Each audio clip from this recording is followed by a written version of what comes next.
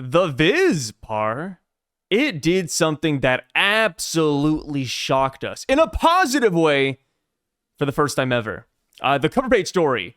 We see Yamato, Momonosuke, and Kinemon. They are visiting the Shrine of Heroes. And Stephen Paul, or I guess somebody on the team, they decided to clean up the lanterns and replace it with English translations. Of course, doesn't look as good as the Japanese, but they go above and beyond because they actually try to translate the bottom row of a lantern. Something that TCB didn't do, mainly because we were missing a lot of the, I believe the lettering, which, Yamato's head covering two of them, elbow, Leaf covering another, Leaf partially covering another one too.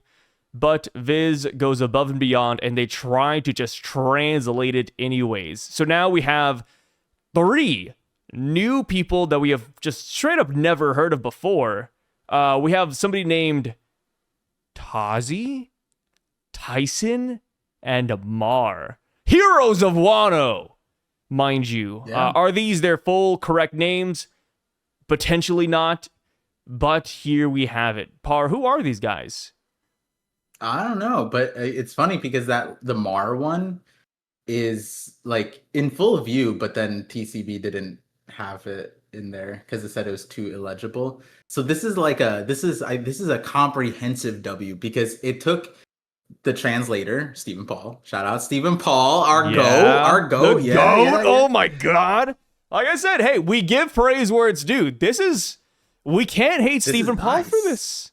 Yeah, and then the lettering, so that's the Vanessa tone on the front, and then someone had to clean it up for them. So then there's at least 3 people on the because Stephen Paul isn't cleaning up the manga. If he is, then he might be hired by TCB at some point. 3 people on the track this week, man. That's crazy. Yeah, this is what's funny too is that we just called out them for not doing in chapter translations that give some context. This one is kind of funny because it doesn't really, unless Mars, Tyson, Taki, Tazi, whatever that says is Moria level reveal for Wano. Watch Mars is just that could be Marcus Mars. Oh my god, is he from Wano? The family, or that could be that's the first part of Marshall for Teach, so maybe the mom, which we got the name. I don't know, maybe she's from Wano. Dude, you know how funny it would be if Marcus Mars was a hero at Wano? Hey, don't judge a book by its cover. Hey, right? the Kozuki bird, it came from somewhere. Maybe it's just Marcus Mars.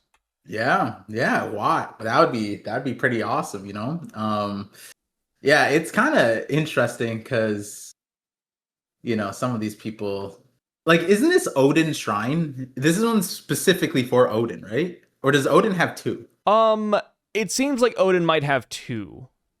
Okay. Yeah. Because was this the one from last chapter where Yamato's looking at Flower Capital? Think so. Okay. Because then I was like, yo, Odin gets 1 and his lantern's just really big, but half of these dudes got 2. The Izo's back in, the Ringo, and Pedro also, which is kind of wild, but Pedro being listed alongside Wano heroes is insane to me. I don't get it. Brother never stepped foot in Wano. That's like if I were to die and China would be like, long live the hero Sai. It's like, what? I've never been to China. What's going on here? Yeah. And, it's the thing that really sucks. Oda stomped on Pedro's grave. Even before the grave was, created, because Pedro's like, I'll take him down with me, and then Perospero just oh shit, I could just make another arm with the candy. And then we're just looking back damn, he really didn't need to do that. He maybe bought 5 seconds, maybe. Looking back, it's probably gonna be oh, we didn't see him for 2 chapters, but realistically, Perospero being blown up and then not going He down. freed the Straw Hats, but let's be real, the Straw Hats have escaped stickier, literally, situations, each and every arc. Like, we didn't need Pedro to kill himself. He really was just the guy looking for a place to die. And that's possibly just because, his lifespan was running up. He gave so many years to Big Mom, like, he was cooked. So he just really wanted to use his dynamite. Maybe he bought it from a store and he's like, these will expire soon. I just gotta blow myself up, Like, I don't know, man. Pedro, I've always been kind of salty about him. Like, even back during Whole Cake Island Weekly, it's like, a little bit silly. And then they just keep on bringing back his name as if he's like some amazing hero. It's like, he's not bad. I don't hate Pedro. I just think he's very silly. Yeah, like, think about it, guys. Like, Luffy spoke his name to Kaido, like, in Gear 5 or whatever. It's like... Did he really? I forgot about that. Yeah, he said the names. He's like, this one's for you. And then he listed off the names, and one of them was Pedro. It's like, hello? Huh? And then... If I was kind of be like, who the hell is Pedro, man? Yeah. Like, Kaido's trying to be as disrespectful as possible, but he's like, that was not one of the minks on that showed up, right? On the rooftop on Jack. Pedro wasn't there, right, guys? You guys see a Pedro in the bodies? And he's like, oh no, that guy died on Whole Cake, so why is Whole Cake Island matter? And it's just like so funny. I look back at the color spread and it's like, Pedro, if he mattered so much, then why is Gaimon's in Luffy's mouth? You know what I mean? But where's Pedro? Another thing about Pedro that I really disliked is that because he blew himself up, Wanda and Carrot, and I guess all the minks of Zoe, hold this unreasonable grudge against Sparrow. They're like, this is the guy that killed Pedro. It's like, no, guys. Pedro killed himself. Sparrow. He wasn't expecting that. Oh my God. At least be mad at Big Mom, because like Big Mom took half of his life. But like Sparrow's just in a weird way, like contextually, I get it, guys. He was the bad guy, but in that situation, Sparrow's like Sparrow's be like, what do you mean? He gave up his life for my arm. Like, we could have both been fine. He could have not done that, and I could have still had an arm. You like, what do you guys mean? I wasn't gonna kill him. You know what I mean? It would have took longer to kill his ass. If anything, if Pedro decided to fight it out, it's kind of like in this chapter where they like run away from Garp and like, run! I want to fight him. If anything, fighting Pedro might have taken longer than, like, he could have maybe stalled it out. Like, if he just like tore off his arm and started throwing it like limb for limb and limb, that might have been taken longer than him blowing himself up. But like, you sit back and you're just like, dude, how many people even know? Like, they come to the shrine, they're like, oh yeah, Ushimaru, the daimyo, Omusubi, and under Omusubi, who's Pedro? Yeah, this guy here from Wano. What the hell? Yeah, and then imagine you're like, oh, can we hear the story about how Kaido and Orochi were defeated? Yes. So it starts at Whole Cake Island. It's like, what? Yeah. Huh? Pedro? Like, you have to learn about this guy in history class probably, and it's like, it just doesn't make any sense. So that bottom row, that new cast of characters that we haven't heard about, I don't know how they're going to tie in. Is it going to be another Kozuki Moria level reveal? I'm not super sure. Also, the Kurozumi, by the way, there's just a random Kurozumi thrown in here. People are saying it could be Kanjuro. Like, despite the fact that he was evil, they still loved the camaraderie with them. I can see that. It's either that or we're just going to get a brand new Kurozumi member just name dropped. I also think that one of these lanterns could be Kozuki Moria. I think that would make a lot of sense considering he had a hero shrine. Could be the one that Yamato's completely blocking off, maybe.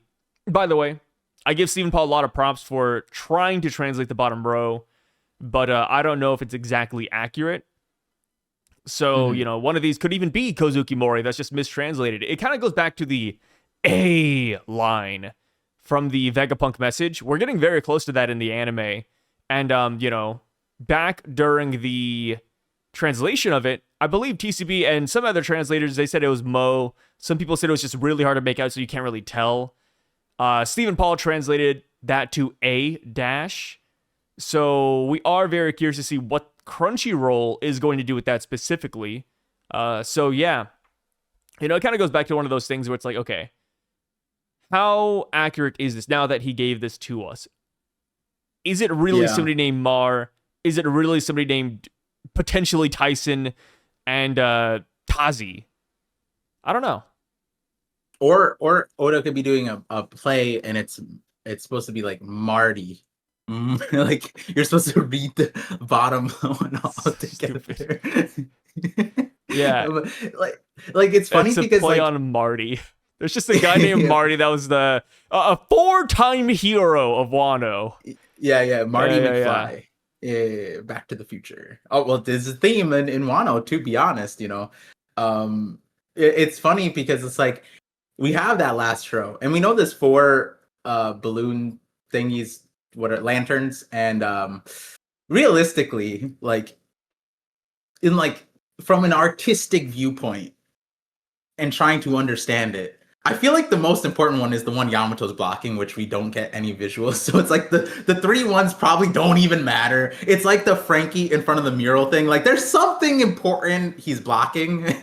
And I feel like if Oda really, like, you know what I mean? Like, I don't know. I feel like that one's probably the important one. But at the same time, like if it's Kurozumi Kanjuro, right? If it's Kanjuro, like I could see it, I could get it because it's like, oh, when he turned into the Kazimbo, and then like he technically blew up Big Mom, and that was his last like hoorah kind of thing, and they're like, his dying will did it, or something like that, like they recognized him, and sure, whatever, right? But then it's like, all right, then what did these guys do? And we're putting a Pedro up on here, and like Izo. Yeah, you look at Kanjuro, you're like, all right, Kanjuro, freaking Pedro, we're just handing this out to anybody, huh? Yeah, like Ashura Doji, I give 100%. He lived on Wano as a resistance, and like he was sabotaging things, and like he was strong enough that Kaido couldn't like directly get him, but he was also not like, he was doing his thing for 20 years. That's incredible, right? Then you have Izo, who like, he was duty bound, but he like actively made the choice not to return to Wano because like, like they were like, oh, should we go to Wano? And then they're like, well, those aren't our people. We don't have any responsibility over their lives. And Izo's just sitting there like, yeah, not my people. Yeah, definitely don't have any responsibility over there. Oh, I wonder how my friends and family are doing. Like Izo is a little interesting because then he shows up and then like, he dies. What's the count? Like 40, 50 Beast Pirates taken down? All right, woo! Yeah, Izo! Yeah, give it to him. And, I don't want to be mean either, but the 3 samurai in the cave, were they really heroes? I give it to them because they held off Kaido and Orochi for the scabbards to escape. So when the whole shit went down, they pulled out their thing and they did a unified front, you know what I mean? And so like that's insane, you know what I mean? Like had they done that with Odin, sure. Maybe you'd be alive. Maybe we wouldn't need a shrine if you did it with Odin, but they at least did that much, you know? And then afterwards with the Yamato thing, I get it. I get why Yamato respects that too. Surely she had some input into who the heroes are. But the Daimyo, I give it, I give it. I will say this.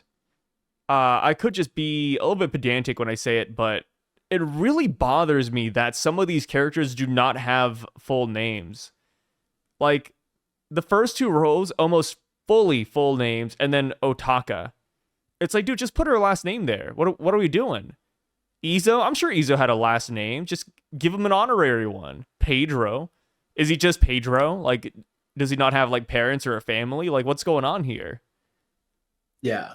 Really, or his like know. Title, like like even a title would be fine. Give him. It's so odd that it's just Pedro. Give him what Roger called him, the star that'll eventually shine, or something like that. Or like the Nox captain Pedro, right? Oh yeah, exactly. Ooh, Nox. that's actually kind of relevant to this Yeah. chapter. Yeah, that's yeah, it is interesting because wait, with Otaka, that's Hyogoro's wife, That's right? Yasui's wife. Yasue's wife. Yeah, so should we know her last name? Like, Yeah, we should know her last name. I mean, it's just Shimotsuki Otaka at that point, and she takes on her husband's name.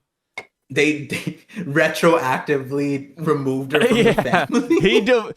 actually, guys, you don't know the lore, but Yasui divorced her after she died because he wanted the Oh my God. huzz. He wanted to get the huzz without Otaka haunting him. Yeah, yeah. Yeah, That's yeah. wow. Jeez. Ooh. Yeah, and then he had Otoko afterwards, right? Just a Yeah, something like one letter that. off of his wife. Crazy. So, we can finally go down to the chapter now, and we see that God Valley has become a battlefield. Celestial Dragons and Marines are kind of bickering. They're like, hey, I still want these prizes. The Marines are like, guys, just please get the hell off the island. We see Roger, Rox, and Garp. They're all making their way through the island for different goals. Obviously, Garp is after Roger. Rox is after his wife and son. And Roger is after Shaki. We do get the name drop of Rox's wife. Her name is Eris. Any big takeaways with that? Um, yeah, it's funny because like I memed about it a long time ago, but we were like pseudo theory crafting like on the thing, and it was literally just we were like, okay, otter mythology Wikipedia, and then like we came up with like a theory off of that, and it's like spoilers. That's how theories are made. You just mythology, and then you add it to whatever you're looking up and see if there's any connections, right? And so like I have like hundreds and hundreds of tabs open, and somewhere in there Eris was one of the like more recent ones, and I completely forget why, but like I remembered, I was like, wait, no, I looked this up, and I forget if I looked it up because I was busy afterwards, but yeah, pretty sure it's like a Greek, yeah, Greek god for discord, for chaos. um and it's pretty interesting, like the story. They have a role in the Trojan War, a bunch of things. Their father is Nox or Nyx, which means night, which is why I mentioned the whole Pedro Pirates thing. I forgot that he was the Nox Pirates. Doubt that there's a connection there. How could you forget about Because Pedro being the Nox Pirates? uh how He's a they legend didn't write it part. down. I mean, how am I supposed to remember if they don't memorialize that, huh? Oh, Come you're right. I'll on. let the Pedro slander slide for once. You know, people hate the fact that we slander Pedro. Isn't that crazy? What? Why? Yeah, who's out there defending Pedro? Yeah, I have no idea.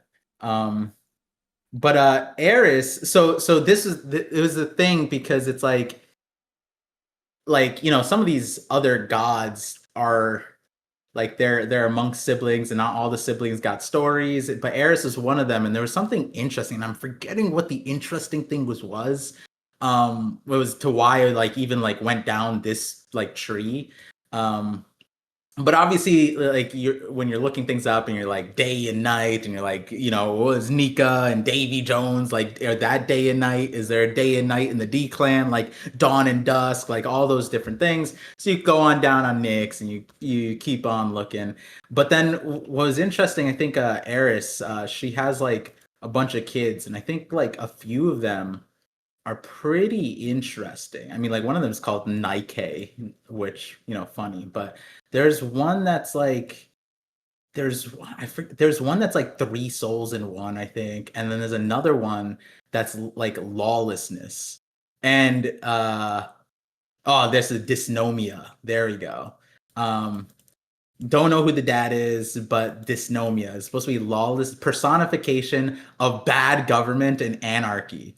And I remember at one point I was thinking like, is this related? Nah, because like a while back I don't have Eris as a name in the story, and it's like, why would that be a thing for with Blackbeard? But now it's like, wait a second, why would Oda name Eris? Maybe it's a random thing, or maybe it's a meaningful thing. Like I think about like Rouge and Roger, right? It's funny because it's like you don't think that there's necessarily a connection between Roger and Rouge, But the funny thing is, it's the same word. Roger and Rouge. When you look up like the etymology, and Oda wrote it down in chapter 2 or 3 at the like before the SBS was a thing. He wrote down that Roger and Rouge are basically the etymological tree for the Jolly Roger. Some people thought it was the Jolly Rouge, which was like supposed to be like blood, like on the flags to represent, whatever the danger, pirates, something like that. So Roger and Rouge, there is a connection when you actually put it together. Maybe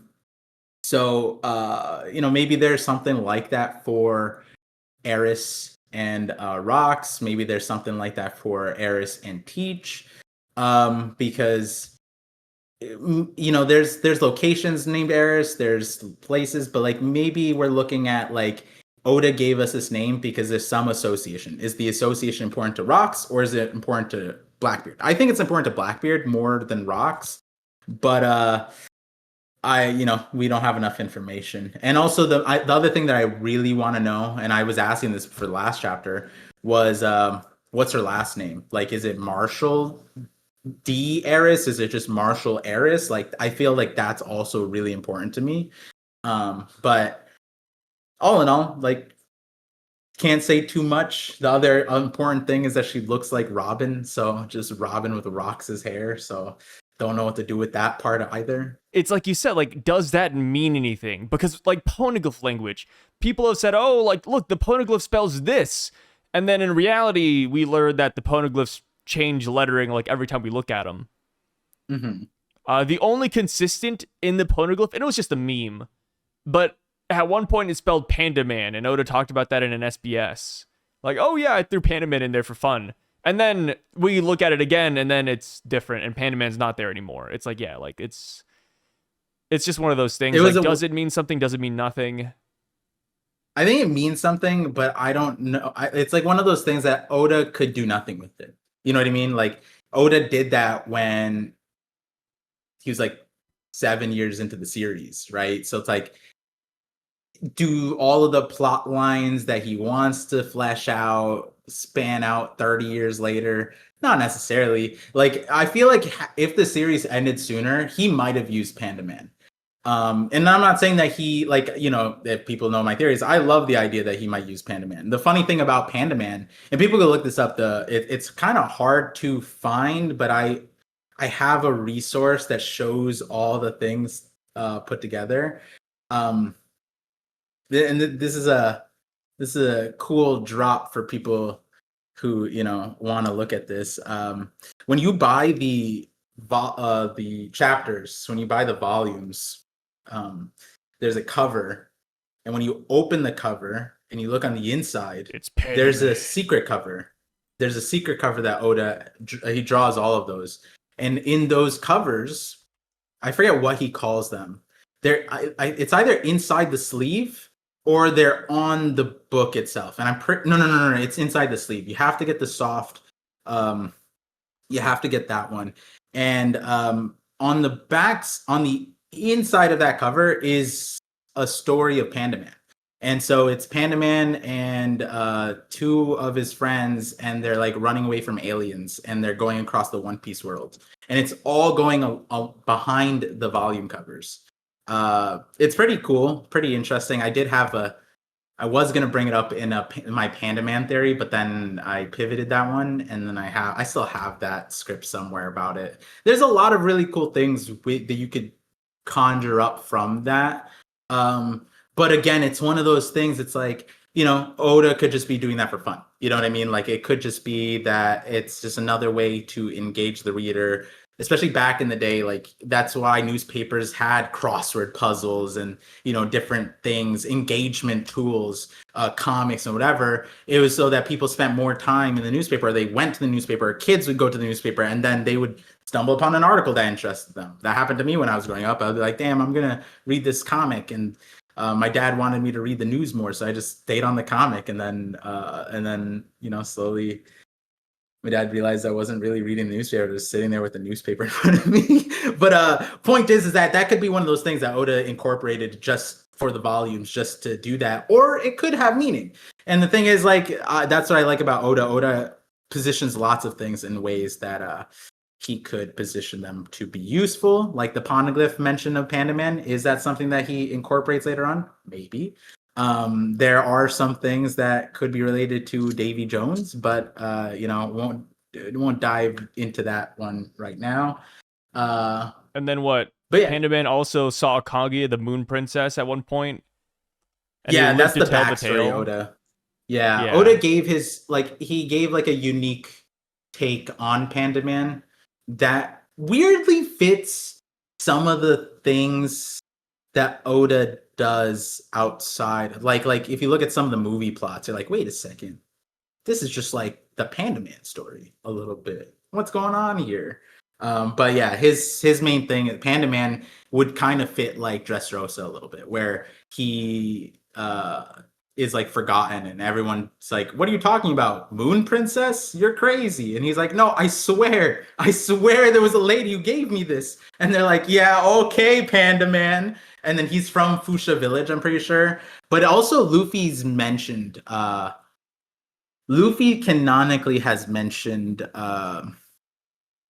Panda Man's island, apparently where Panda Man reigns supreme. It was like in a meme situation. Luffy's like, "Oh, I heard about that island.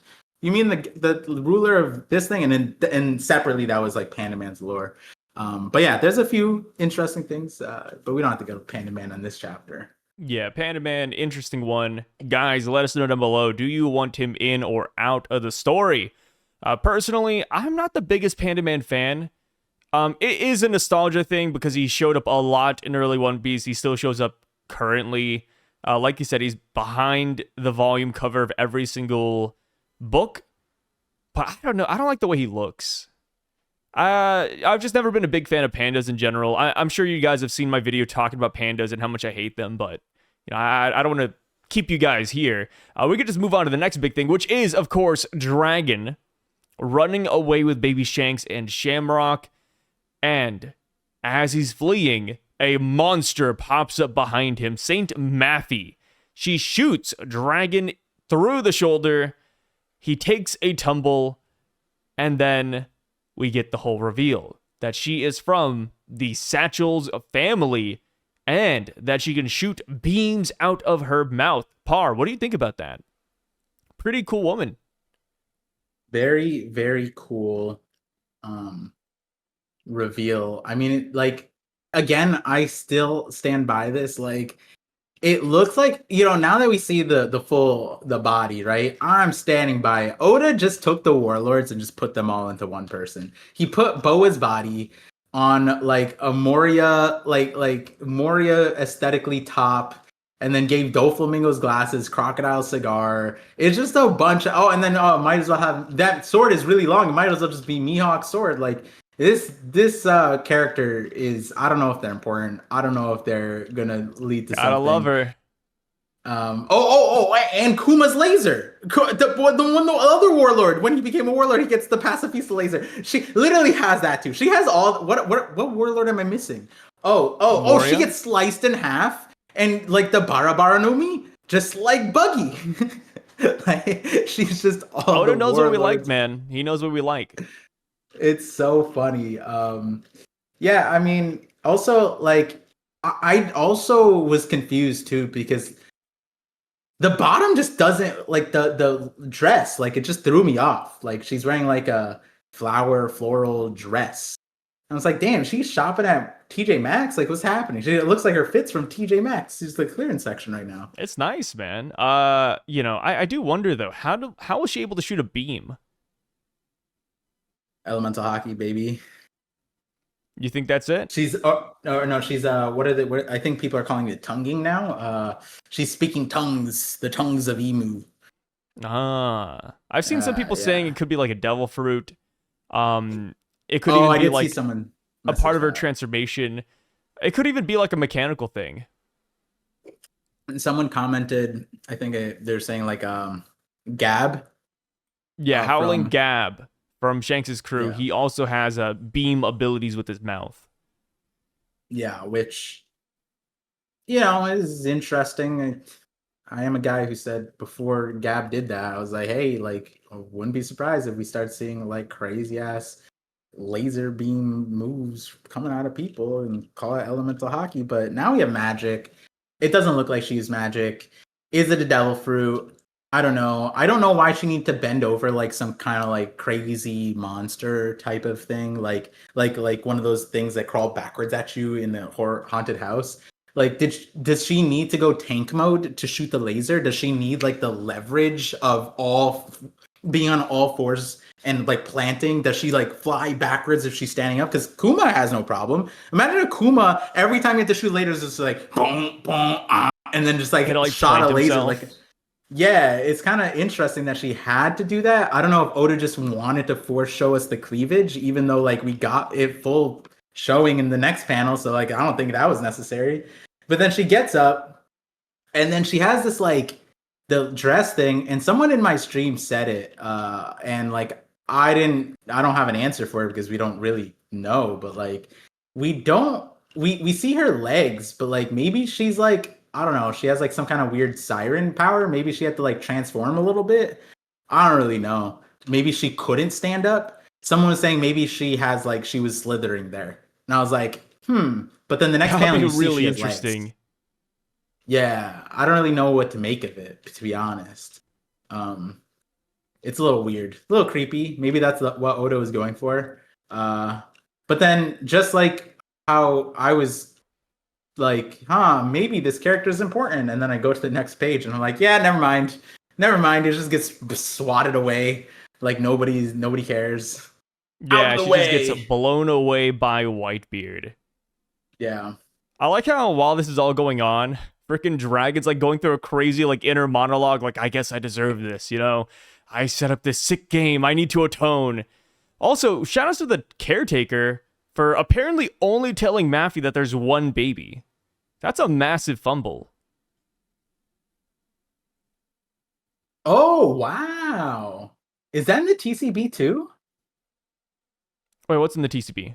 Do you think Maffy just gets executed then? That's what people are saying. They're wondering if Maffy gets killed by Garling, but I don't know. Like I said, I think this is mainly a miscommunication from the caretaker, and they lost the baby to begin with. I say you just kill the caretaker and their family. Maffy, at least she got Shamrock back. Yeah, the daycare forgot the other kids, so kill them. Which is like, yeah, that's, you know, in real life, that's a justifiable sentiment for the parent to be like, you forgot the other twin. You know, we're gonna kill you and your family, like in like old China. So yeah, like if the caretaker lost the babies, then it's like, yeah, dude, get rid of them. The reason I'm memeing is because it's like, I want the Holy Knights to be so dope, but it really hurts my soul to go to see this, and it's like standing over Dragon, about to end the series right here. And I memed on stream. I was like, yeah, sure, she hurts Dragon, and then Dragon dies, and then Luffy is birthed from his nutsack, like somehow, and that's why, you know, he didn't know he had a dad. Oh, but Dragon gets revived. It's like, no, we know that Dragon lives this situation, unless some craziness happens in the series, but Dragon 100% lives. So my question is like, okay, so then what stops Maffy? And I fully did not expect her to just get blown away. But it wasn't just like the blown away part that like got me. It was the fact that like she was scared and then continued that scaredness. It was like worse than Scopper almost. When Sommers. When Sommers realized his hand wasn't regrowing, then it's like, oh shit, this is different. This is scary. This is a little bit worrisome. Whatever, right? But then afterwards, she goes, what's happening to this island anyway? And it's like the fear is there. It's like, has she not seen a pirate? Like, what's happening? Has she never seen the Rocks pirates? Because from all we can tell, Whitebeard casually sliced. There was no hockey. There was no Gura Gura. He's like not serious at all. And, you know, yeah, Big Mom's like, yeah, that slice could have killed me or whatever. But like, Maffy experienced that and it's just like confused. It's just like, oh my God, what's this island coming to? Oh no. And I'm like, should a top tier fighter react like this? I don't know. I don't know if a top tier fighter reacts like that. I don't know if I'd ever see Rayleigh get hit good. And then be like, oh my God, what is happening in Sabaody? You know what I mean? Rayleigh would never, you know what I mean? Like none of the characters that we respect would ever just get hit and then be like, what's happening at Marineford? You know, like no one did that. Only the Navy that were terrified. Like if you look at fan letter, it's like that was the perspective of all the Navy fodder. Maffey mirrored their reaction, not or Buggy's reaction. You know, like they didn't mirror an Ivankov or a who's seen fights or any of the warlords or any of the pirates that the commanders. Anybody who's a combatant. Maffey did not resemble a combatant. Period. It's just weird. So I'm curious to see what Oda does with the character. Maybe just dies because they couldn't figure out that there's twins. I could definitely see a lot of Knights of God dying on the island, or just afterwards in general. I feel like that's going to be a par for the course. So, I feel like that should be a part of the cleansing event. What, that, like, killing a Knight of God? If you perform really terribly, then you get erased. And that's like motivation. Get erased. Mainly because a lot of random celestial dragons are participating too. So the Knights of God will be They don't have to participate. Generally. Yeah, but it's like the Olympic. I wouldn't want to see it's like do I want to see average Joe down the road running against Usain Bolt? We'd have to the 100-meter race would be but this is fun though, right? Like this is a vacation for a lot of these celestial dragons. Like you can't just say, "Oh, we're gonna kill the one that does the worst." It's like, okay, well, I mean, there's like a lot of people just want to participate for fun though. Like it's not like the Olympics where they're trying. Like you have people, yes, gunning for the top medals and the top scores, and then you have like Joe and Schmo, like me and you over here, just killing for fun. Yeah, at a certain point, we have to draw the line. Entertainment for who, right? I think a better way to look at it is that if you're the lowest scoring God Knight, maybe get kicked out. Yeah, I think that's a better way to look at it. Like I don't think they would like execute them. God Knights have to participate, unlike the other Celestials. But if you're the lowest rung God Knight, then you're like on probation. Yeah, see, it's much better. Yeah, we got to cut these Knights of God a lot of slack. So, we see, of course, like you said, Whitebeard just blows her in half. Obviously, she regenerates, so she's fine, which... The regeneration thing, man, I feel like because they can regenerate, not only do they just take blows willy-nilly, but it seems like their body's a lot more brittle. It's less durable. Kind of like when Saturn, like, lost his arm... Gunko got her face blown off. Maffey's being cut in half.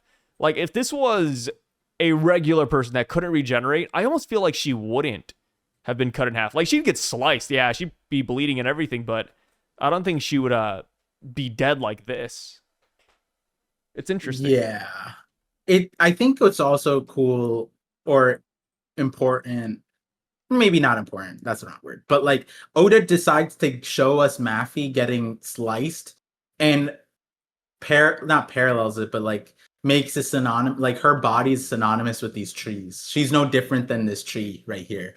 And it's like, is that how like if I put Zoro in front of this and he did the slice me hawk thing, like is he getting sliced through? No, I don't think so. He's getting a gash, sure. You know what I mean? But like, I don't know. It's weird because it is Whitebeard who's throwing it. So like maybe it does. Like there's also the sentiment of Big Mom. But I really doubt if you put Big Mom where Maffey is, I don't think that if she raw dogged that slice, she wouldn't be cut in half, like you're saying, right? Yeah.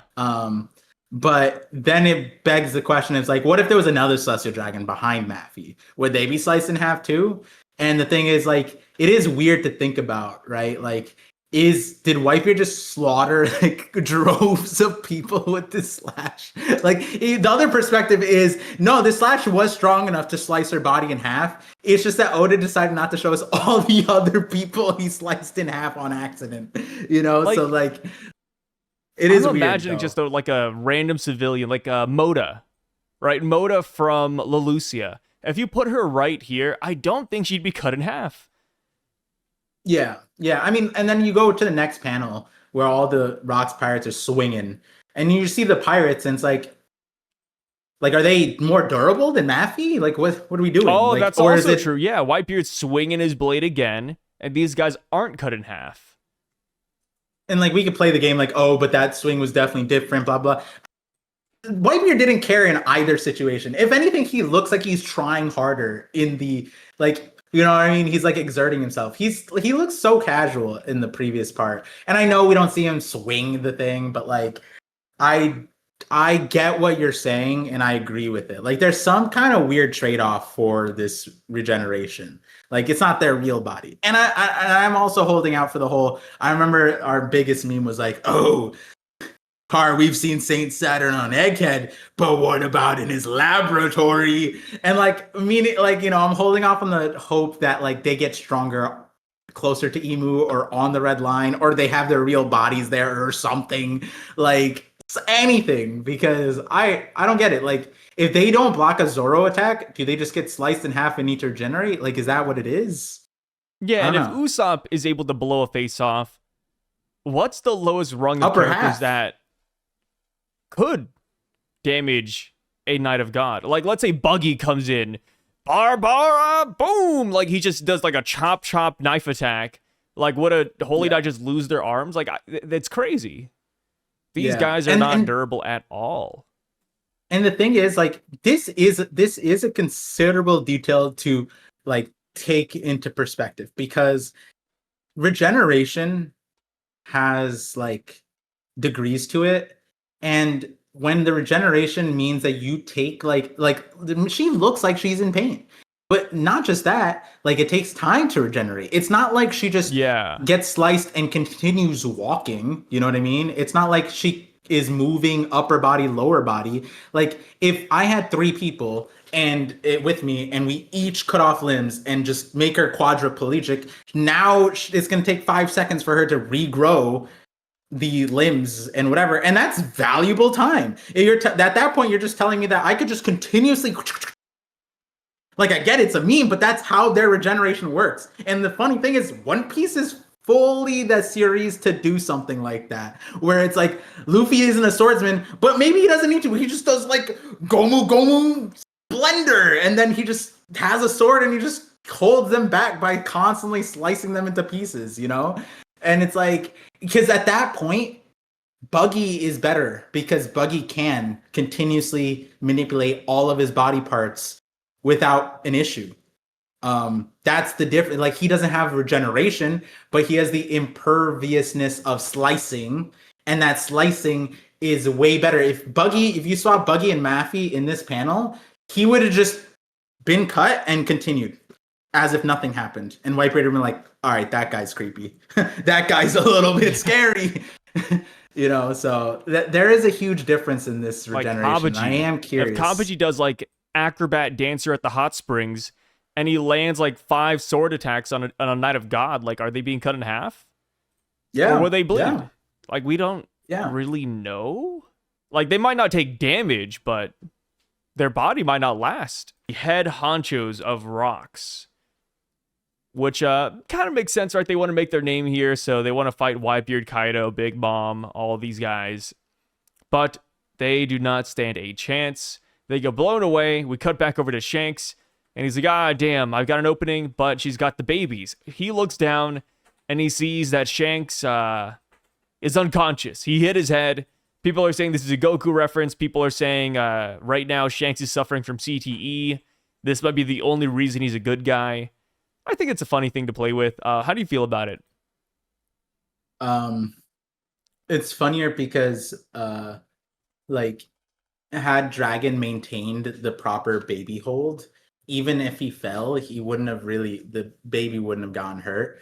And if anything, then it would, like, that bump is Dragon caused. Like, it's because his head or his elbow or his collarbone hit Shanks, and that's the real reason why Shanks is hurt. But it's also funny because if it was like underneath him that entire time, he just didn't feel that Shanks was there, which is like kind of hilarious. He's just like, what is this baby doing here? What the heck? But maybe we find out something. Like, this is the turning point for Shanks. This is what really changed him. Nurture didn't matter. Nature would, yeah, concussions are more powerful. Brain damage trumps all. Like it doesn't matter. That is kind of true when you think about it. No amount of parenting or genetics matters if you do shaken baby syndrome, right? Like that. It doesn't matter how good of a parent or how good your genes are. You know, Sydney, if you shake the baby, they're just dying. You know, like that's what Oda's proven right here. We don't know if Shanks has shaken baby syndrome, but maybe we It's really find out that funny he's not because alive. people are saying the Shanks we see today is still brain damaged. Oh, maybe. Oh, you know what? Oh, I get it. I get it. You know what? What that means? It's like how Luffy's like autistic. The true strong people in the One Piece world are just like brain damaged. To get true hockey, you can't be like a sane, normal. No, you gotta take loads of Tylenol, bro. You gotta when Chopper invents Tylenol, my God, the He's hockey cooking the that'll verse, come out of dude. these kids. It's funny you say that because Beppo was taking Tylenol. it's so funny you say that because I'm making the thumbnail, and on the side I have like a picture of Tylenol ready to go, and it's like Rayleigh Oh, handing Tylenol to people. that's crazy. But I can't tell if that's gonna get censored, so I might not do that. But just know, guys, if you're looking at the thumbnail, Tylenol was in Rayleigh's hands. So we see that Garp has finally made his arrival here at the island. He's going after some sea kings, and he sees a prime fishing spot. Funny enough, Viz translates it to "you Neptunians." Seems more derogatory there, huh? What do the Neptunians do to you? But Whitebeard, Big Mom, and Kaido, they end up running because they do not want to fight him. It's just too much of a hassle. And I do like that this is a nice callback to the Ace, Sabo, and Luffy image where they're all running from Garp as well. You know, no matter who you are, you gotta run from this guy. Yeah, he's a monster. Yeah. Garp is. I've always loved Garp, but like, even in my wildest dreams of what I want Oda to put like on Garp, never like this would be fan fiction. I've been in so many top 30s back in the day, and I had Garp way higher than honestly he should have been. But I was, I'm promoting a video about Garp. I gotta stand on my video, you know what I mean? And so like, yeah, Garp probably destroys all these characters at God Valley. And I couldn't say that. All these people would be having each individual one of these characters above them. Oh, Kaido didn't have Garp in his top 5. And then if I were to say, you know what, at God Valley, Kaido, Big Mom, and Whitebeard are going to be running from Garp. That would be the wildest fan fiction. I couldn't even ask for that, because I'd be like, that's silly. No way. And they give a proper context of like, it's Garp, run or we'll be stuck here forever, because they're meaning like, we won't get the treasure. We'll like, this will drag on too long. We can't sufficiently put this guy down because he's crazy. Like, and that's reasonable, but then Oda backs it up. He backs it up by Big Mom doing this like heavenly fire blitz and this insane blast that like it's the same question of earlier. Like I think that like Whitebeard slash probably would stop and slash most people. It wouldn't just slice them in half. But Big Mom's blast here probably killed a bunch of people. Like I feel like this makes sense. Like a lot to of people in the from. background just died. Yeah, like this makes sense to die from. And then Garp comes out like the goddamn Terminator and goes, that was weaker than like my BO breath in the morning, Big Mom. Like this is like he looks like an actual demonic freak. And then her reaction is my favorite. And Viz gave us a translation. TCB was like, fuck. And literally translated that for Big Mom. But then they wrote, damn it. And you see Big Mom like actually looking scared. You know what I mean? Like scared in the sense of like, I'm not escaping this safely. And whether it's like I'm dead or whatever, she's like, no, get me away from this guy. Please get me away from him. Which we've never seen before. I think Viz definitely censored this one. Yeah? Yeah. I think she said fucker shit. She was like, oh god, and then Viz is like, whoa, whoa, whoa, whoa, whoa. Children's manga, damn it. Drop that in here. Yeah. And I do think the degree of emotion is important because like the whole thing about Big Mom, when we got the whole Cake Island, is everyone runs from her. There's not a single person on the planet she would run from. And we go back to God Valley. Garp is one of the people. It doesn't matter if she got the crew around her. Because that's the other thing. I'm like, it's one thing for them individually. If she was caught outside, like in a hypothetical, this isn't a real scenario, but she went off and went to Ivankov, got the fruit, and then Garp was there, and she's alone, run. But she has Whitebeard, Kaido, Shiki was just there, you know. Where did Shiki go? Like the world's quickest runner, dude. He saw Garp and he's like, I'm bouncing, man. I'm not sticking around for this. Yeah, all four of them, like, bro, even with all of us combined, this guy just won't go down. Like, I want to know what the previous fights look like, you know? Because we got, like, you know, clashes of whatever, Roger, Garp. But, like, to have this reaction out of the people that we held as the highest, the Yonko, like, they're the top tier of the verse. 1v1, you bet on Kaido. Whitebeard is the strongest in the verse. He has his Devil Fruit. And I get it, Kaido's a kid here. Technically, that's not a kid, guys. But, like, it's young Kaido, whatever. But this is a strong Big Mom. I don't know if it's weaker or stronger, but, like, this is an older, stronger. She has her Devil Fruit. She's clearly, she has all of her souls, like, Horcruxes. So, regardless, it's like, the Garp is insane. And the other thing that I thought about when I saw this panel was like, what happens? Like, can I substitute Don Chinzhao with Garp here and you get the same thing? Like, now I'm like, yo, Don Chinzhao is insane because he was running at Garp. You know what I mean? Like, Garp had to train against mountains to then face Don Chinzhao. And I'm like, yo, Don Chinzhao is probably a demon too. Don Chinzhao upskill. I saw, I forgot who it was. It was somebody on Twitter. I think it might have been that Dirty Rogers base. He said, I just remembered that Don Chinzhao has Conquerors Hockey. I think it was him. It might be somebody else. But I was like, yeah, you're goddamn right he does. Put respect on the Don. Dude, yeah, Don Chinzhao. I've always... Listen, bring Don Chinzhao to God Valley. Everybody's asking for it, Oda. Why is he here? All of the pirates around the world are here for stuff. You know what I mean? Like, he wanted things. He had an entire treasure trove of things. I love that he wanted things. Don Chinzhao wanted items, guys. I don't know what items, but surely on the list of prizes there was something. I agree with you. It just sounds so funny to say Don Chinzhao wanted things at one point. he had ambitions, guys. He had dreams. Yeah, like he literally what straight up was stupid like, effing plan, by the way. Hiding treasure under ice so nobody can take it. Well, that wasn't him. According to him, which I think he's wrong, but he said that was his lineage, his family, like his family of generations left it there. The fact that you think he's wrong is kind of insane. I don't think it was his family. I think he just made that shit up. Wow, that's okay, Par. Yeah, I think he's a goddamn liar. Just because he's based off of Chinese people?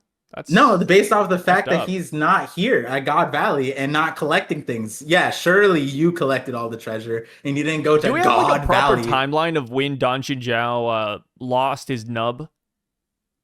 Lost his pointy head? Yeah, I don't think we have one. But I do think that the Garp that they showed in the flashback was older than God Valley. Because he had like a... So Don Chinzhao's like a post-God Valley opponent that was pushing Garp? Yeah, allegedly. That's what I'm saying, bro. Dude, put Don Chinzhao. So you can literally trade Don Chinzhao and Garp in this chapter and be identical. Dude, get this.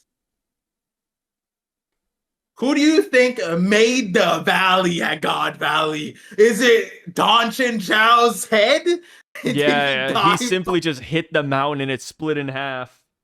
Yeah, we don't know. That's a big question. We find out it's Don Chinzhao. And then once Garp finds out, that's why he trained against many mountains. Because we can't forget. the importance of the Dawn, right? The Dawn, that is huge in One Piece. The symbology behind that, Dawn Gatling, Dawn Whip, like Luffy, he named his entire Gear 5th moveset after Dawn Jinjiao. And one more thing we have to keep in mind, this is breaking the fourth wall, but even in the One Piece trading card game, Dawns are how you win the game. That's a key thing. True. So it's like, like Dawn Jinjiao, he could have a come up here. Don't be surprised when the person that actually kills Roxy Zebek is none other than Dawn Jinjiao. It's gonna happen, guys. We're just gonna find out Dawn Jinjiao is just a super humble guy. Cause like he literally was just like, the only guy I respected was Whitebeard. All you guys are super disrespectful. Did he say and the that? reason why he's like that, yeah, he said like, all you ups, like when he's looking at Luffy and he's like mad about Garp, whatever, he was just like, he's like, you have Conqueror's Haki too? You think you rise to even like Whitebeard's level, whatever? None of you guys are even close. And he basically puts a benchmark on where Whitebeard was, which says a lot about him, considering it's just that like you couldn't really do anything with it because he's in Dressrosa in the Coliseum fighting, like, yeah, he's fighting Luffy. Yeah, like realistically, Don Zhao beats a lot of people, but like I think he ended up losing to Lao Ji, I think, but like I forget if there was like memes involved or his back was broken, like the old people stuff, right? But realistically, it's like you rewind the clock a little bit. Don Zhao's upscale is probably the highest scaling upscale that you could retroactively do, considering where he was and who he was fighting. Like it's not like, I was fighting Garp back in the day. No, Oda gave us the flashback. He literally showed us that they were actually clashing. And Garp, like when they did the thing, I'm pretty sure in the manga too, it wasn't just an anime like adding on like extra shit. I'm pretty sure they showed Garp like clashing in the sky, like and they're being like huffing against him. Yeah, exactly. And it's like, keep in mind, guys, this is like Garp here is not Hero of the Marines. He's technically like not the new guy, but he is like a newer guy, in comparison. And so like the Garp that Don Zhao fought is apparently stronger than this. Like, I don't think Garp gets a weaker from this point. Yeah, we gotta start putting respect on him, brother. Yeah. Maybe the will of Dawn, his kids, Dawn Sai. Do you think Roger ever fought Don Jinjiao? Surely, he had to have. Yeah, he had to have. It's like one of those people you can't avoid fighting. Like, if you're a pirate, watch out, Don Jinjiao is gonna come for you one day. He's like the boogeyman. I think he's just the one pirate who wasn't horny for Shaki, probably. Yeah. I mean, Don Jinjiao comes in after Shaki, so you could even just say that, he didn't have the chance to goon over Shaki at all. Probably. Yeah, he missed his prime. Yeah. It's like how like people nowadays will never goon to like Marilyn Manson. Or Marilyn Monroe. Monroe? Oh, it was like... one of them. I forgot their name, but yeah. No, one of them. Just the one. Yeah, it's like the same thing. So we see a nice shot of Ivankov and Kuma. So we go on, and Big Mom lands a fire blow on Garp. He tanks it like you said. Cut back to Dragon. He's carrying Shanks away, whereas Maffy carries off Shamrock. And now we see a pretty cool feat from a Knight of God. The Manmeyer girl. She does like a... what would you even call this? Like a hectuple shot? Yeah, it's the octo. The octa shot. Yeah. 1, 2, 3, 4, it's 5, 6, 7, yes, 8. Yeah. This is really good. We've never really seen a gun feat quite this absurd. Yasop, of course, he, can shoot things. Van Augur has shot things before too. Usopp can sometimes shoot things. But shooting 8 things at once, that's impressive. Now, There You was something I called want to this talk the about. best gun feat in the series, right? But what's that? The gun guy Matherson or whatever. What's the guy's name? Daddy Masterson. That one. That guy had some good stuff too, didn't he? Daddy Masterson? Didn't he have a double shot, but it was also a sniping, like from a pistol? Daddy Masterson had like, I don't think he double shot. He just had like 50 guns in his coat. Yeah, he pulled. He's like a pedophile, but with like guns. Yeah. You know, like He's you like, you expect somebody to like whip out like, cock and balls when they like open their yeah, jacket. Daddy Masterson just yeah. had a bunch of pistols. Well, and the thing is, and it's actually a good point because he was Oda recognized the meme before the thing. It's faster to switch to your secondary than to reload. Which that was Daddy Masterson's, I'm pretty sure his reasons for the thing, which is also a pirate thing. Like people ask about Blackbeard, 3 guns, like what's the importance? He doesn't 3 arms. But Oda also, I think, said this in the SBS, or he referenced it, and it might be a thing in real pirate lore. Pirates carried multiple guns because they wouldn't want to reload. So they would just shoot, pull out another gun, shoot, and then they would have 3 shots effectively, or multiple Yeah. shots. And I'm pretty sure Blackbeard, the real pirate, was one of those pirates that had like 3 to 5 guns strapped on him. Which brings me to my point is, I've been around guns, and I'm not going to say I'm not an expert by any means, but I wouldn't know the model. I'm not part of the NRA, and I don't know if Sai is here either. But does this model? How do you reload this 8 times? Does this have like a barrel? It's not a revolver, musket? Like, is she so fast that she cocked and loaded the gun 8 times in between each time? Because that's a huge significant thing, right? It's not just hip fire. It's not a revolver with 8 in the chamber. I don't even think 8 in the chamber is that common for revolvers, if anything. So it's like that's kind of. What's going on here, Sai, from a gun lover perspective? Oh, you didn't pick up on the devil fruit she has? No, what devil fruit does she have, Sai? She has the repeat no me. So what she did is she rewound time before she shot the gun, and she shot it again. On just the gun. She rewind time on just the gun, yeah. gun. So she shot it, and then she rewound time on the gun so that it regains its bullet. But then wouldn't the bullet also just like come back? Like, no, it's only on the gun, not the bullet she already fired. See, I thought you were gonna say she has Baby 5's fruit. No, I hate that people keep on bringing up Baby 5. Wait, what people are bringing up Baby absolute 5? loser, yeah. Oh shit, I didn't know that. I mean, she has an insane fruit. Like, that's one of the fruits Oda had to write out because he goes, "Oh, she can create any weapon on her body." It's like, yeah, what is Pluton again? An ancient weapon. If she knew what Pluton was, maybe she could recreate it. I'd ride Baby 5. I mean, like, hey, that's a ship worth riding, right? Baby 5, no. Like I said, I'm not the biggest Baby 5 fan. Maybe Baby 6, but not Baby 5.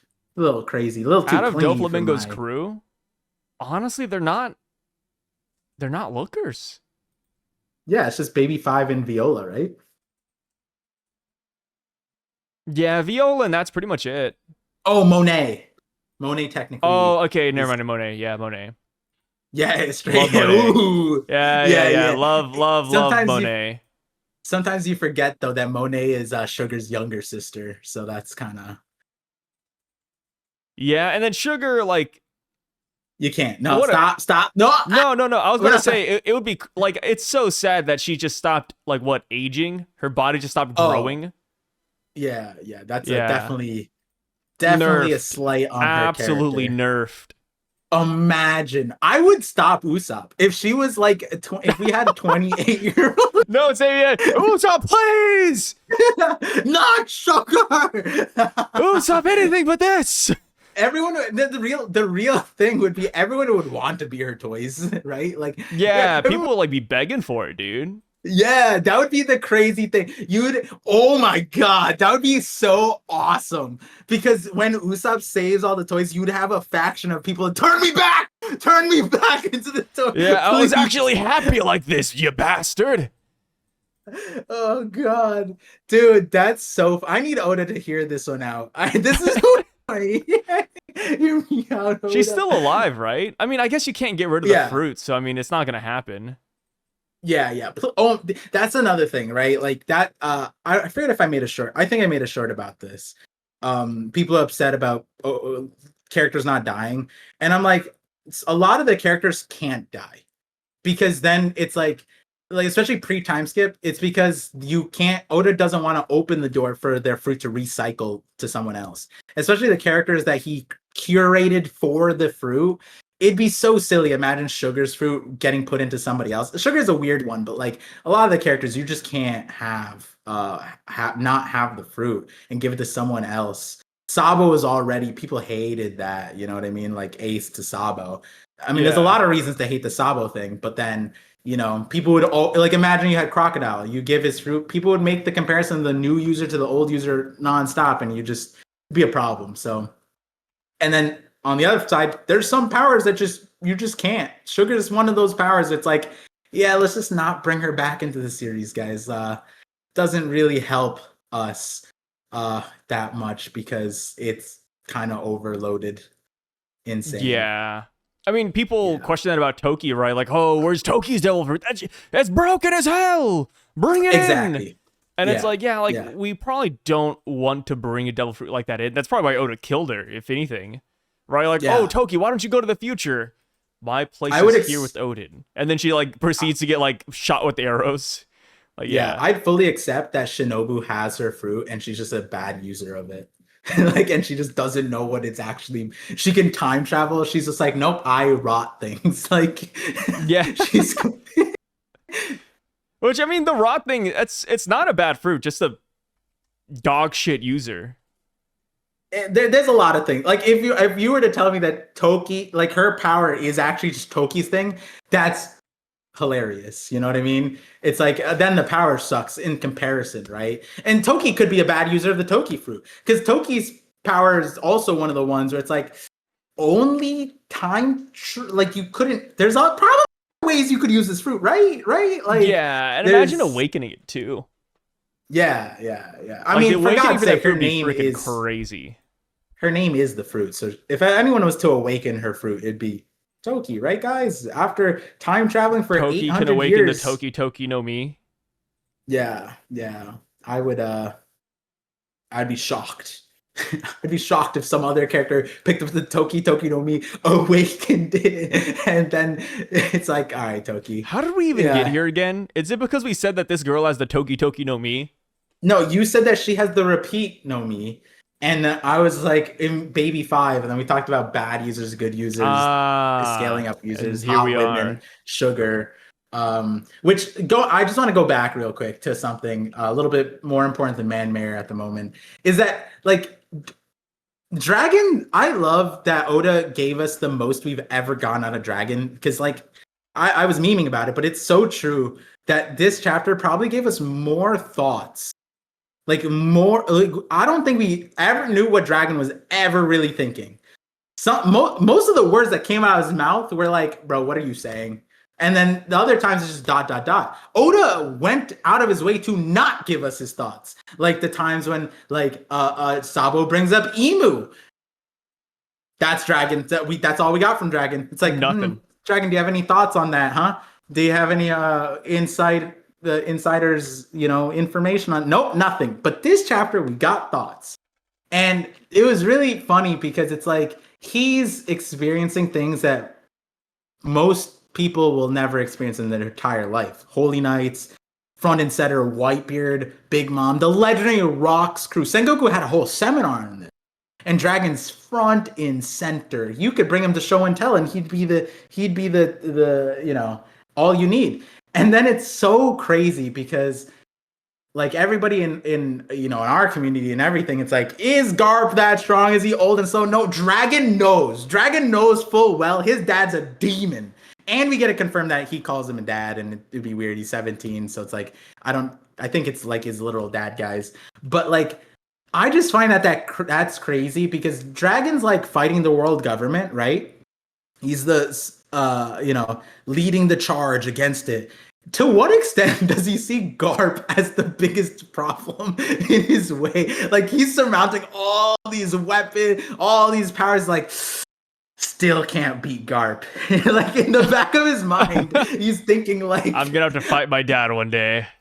yeah, not the Holy Knights, not the Rocks Pirates, Garp. He is the end all be all to the problem.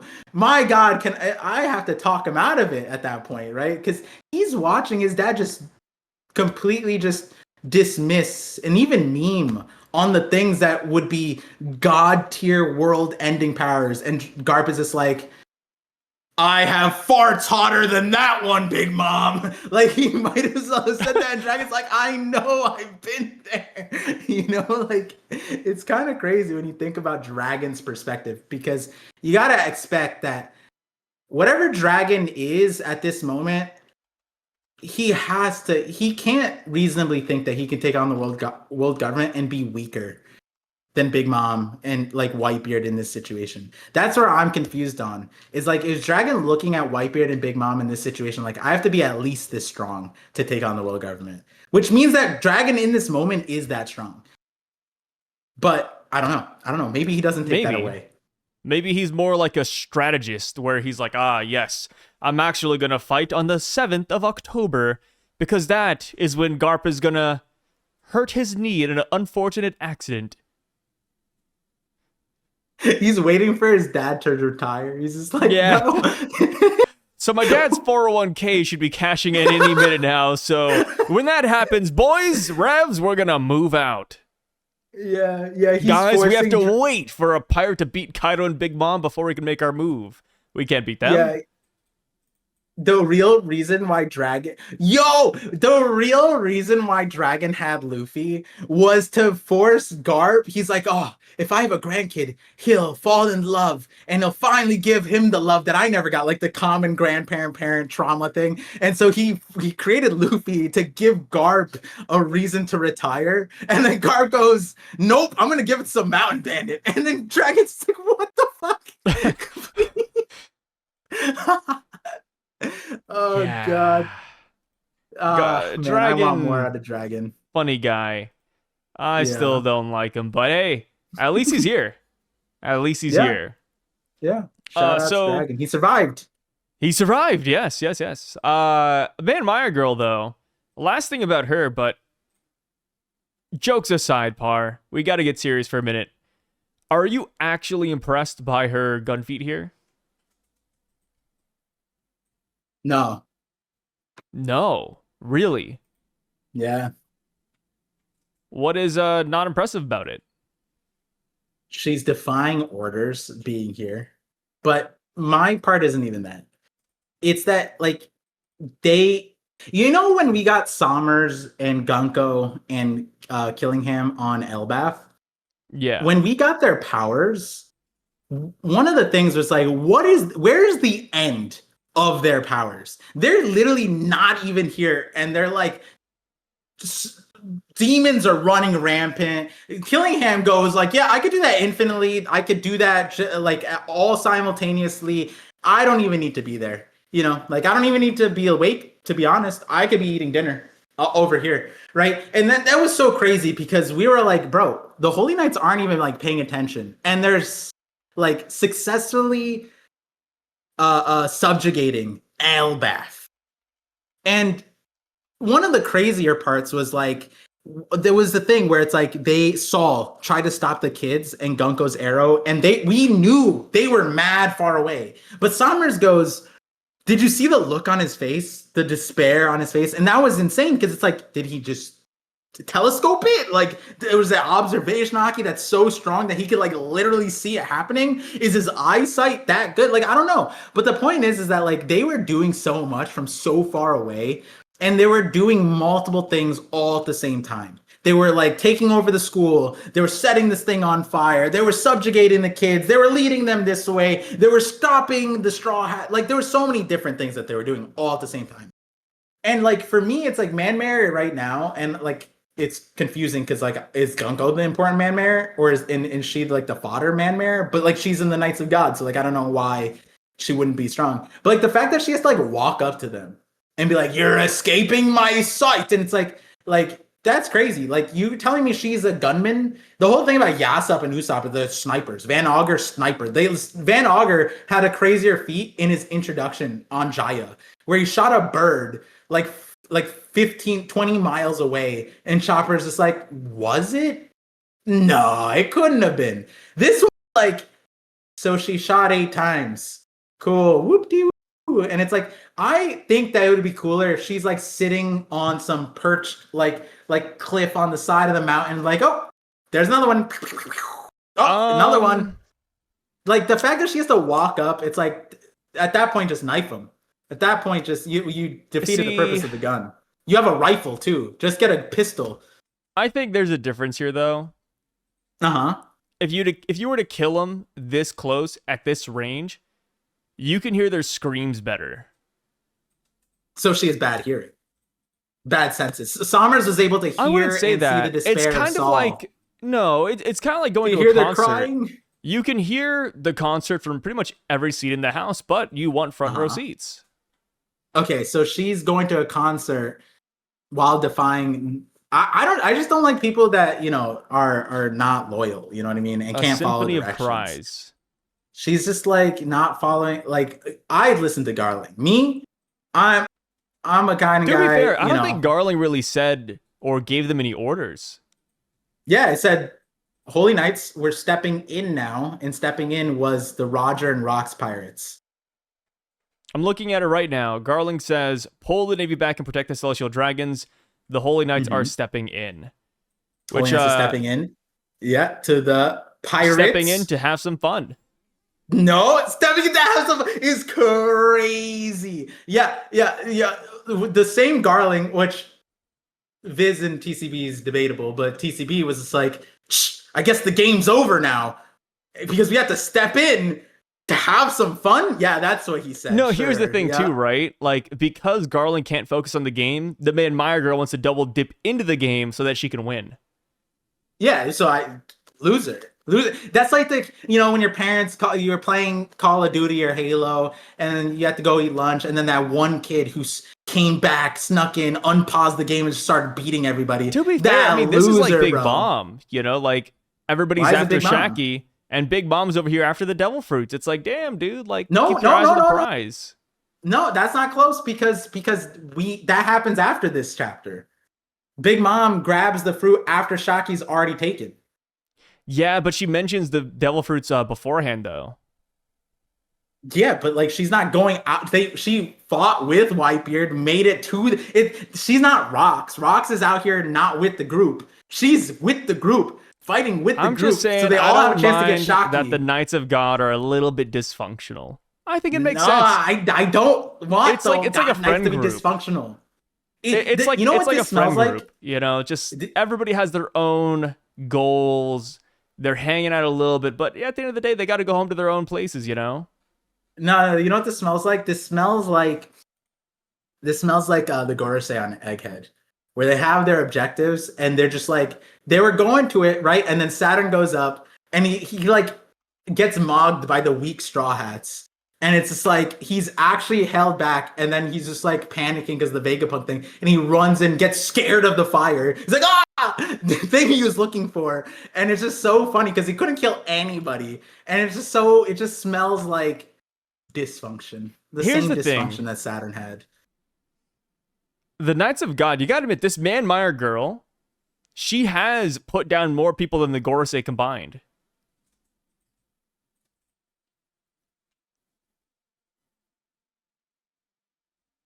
I'm gonna do you one, Sai. Do you see their dead bodies? What is the One Piece rule? If you don't see the dead body. See, gunshots are a little bit different. If you're a slave, I feel like you just die to a gunshot immediately. You saw what happened to Clap. Which shouldn't have happened realistically. Because he's a buccaneer, right? Yeah. So crazy still. He should be like 110 times stronger than Kuma, and Kuma's out here. Dude, Kuma was like the indomitable slave, the indestructible slave. You're telling me Clap didn't have like an ounce of that? Damn. Yeah. Which, to Yeah, be and fair, like Kuma was like all mechanical by that point, but still, Kuma could tank bullets like before that even. yeah, he fought the war, the solo revolution. And it's like he was damaged, he was hurt, and the whole thing about it is that his pain tolerance is insane.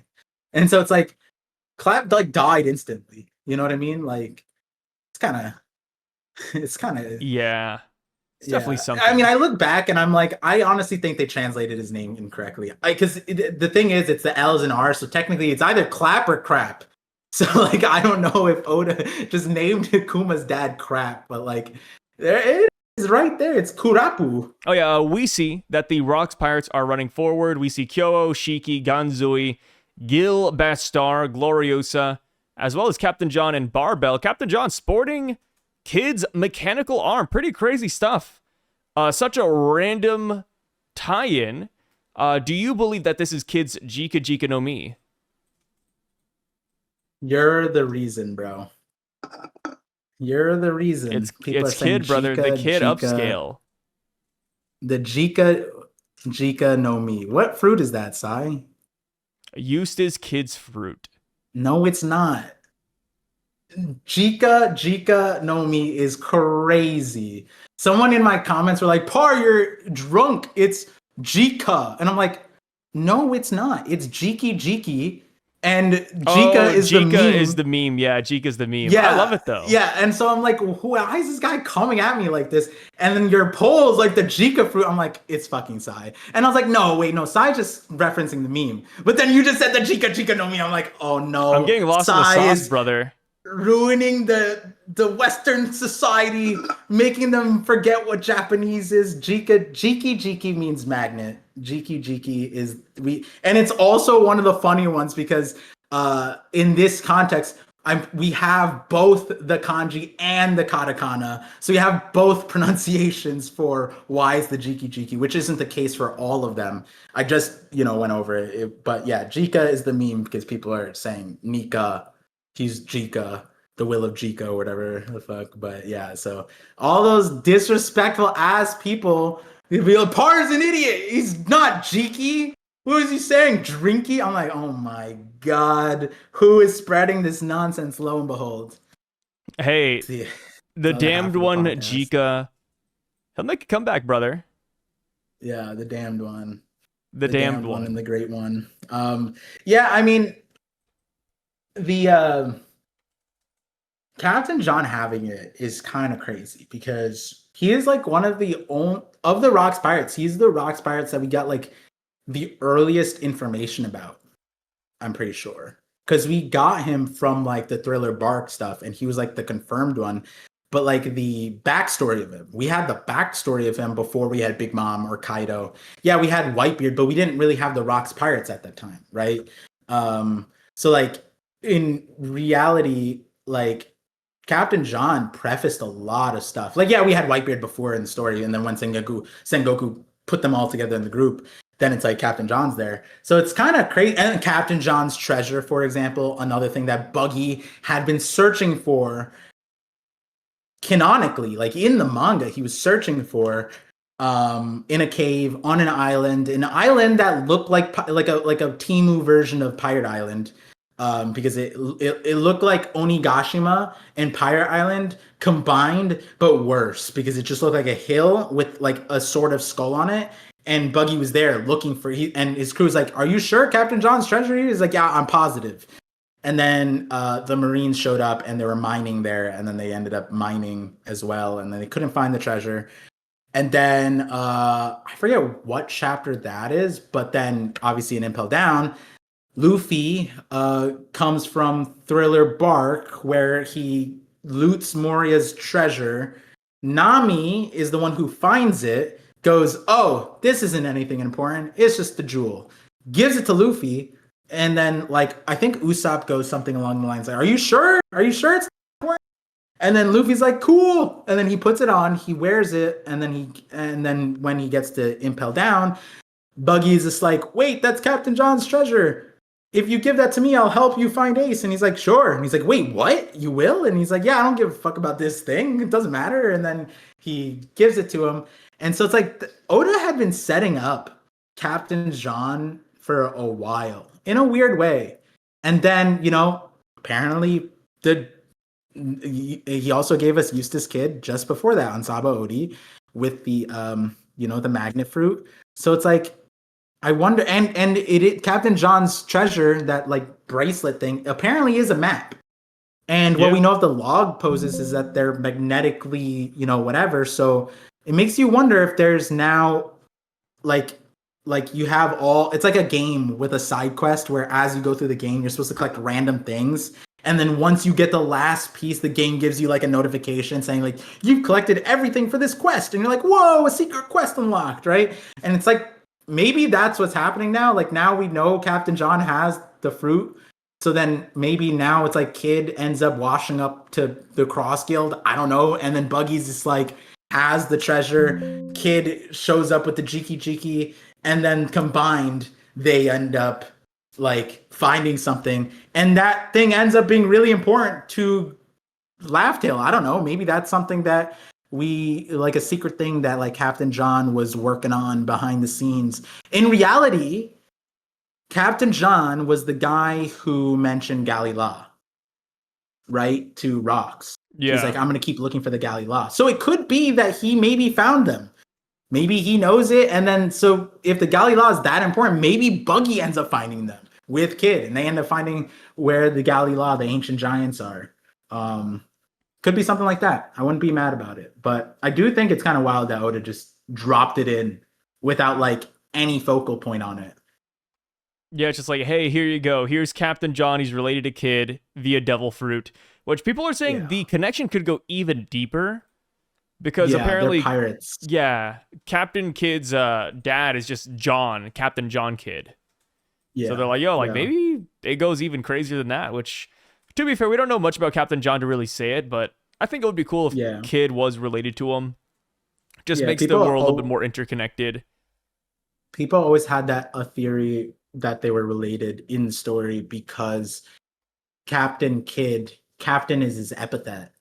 And they have the same why epithet. Is that his epithet? And then, Captain John has the same thing. So it's like very interesting. Oda's now in story connecting them. So, people have wondered for a long time what it is. But if it's just Devil Fruit, then to me, that's a little bit more interesting. Because I had not a theory, but there was a video I made about like, when we got like Luffy's fruit is actually a mythical Zoan. What other fruits could possibly be mythical Zoans? Are there other ones hiding? And I put it up. People were like proposing some ideas, and I think a few people were thinking Kid. That's where Jika spawned.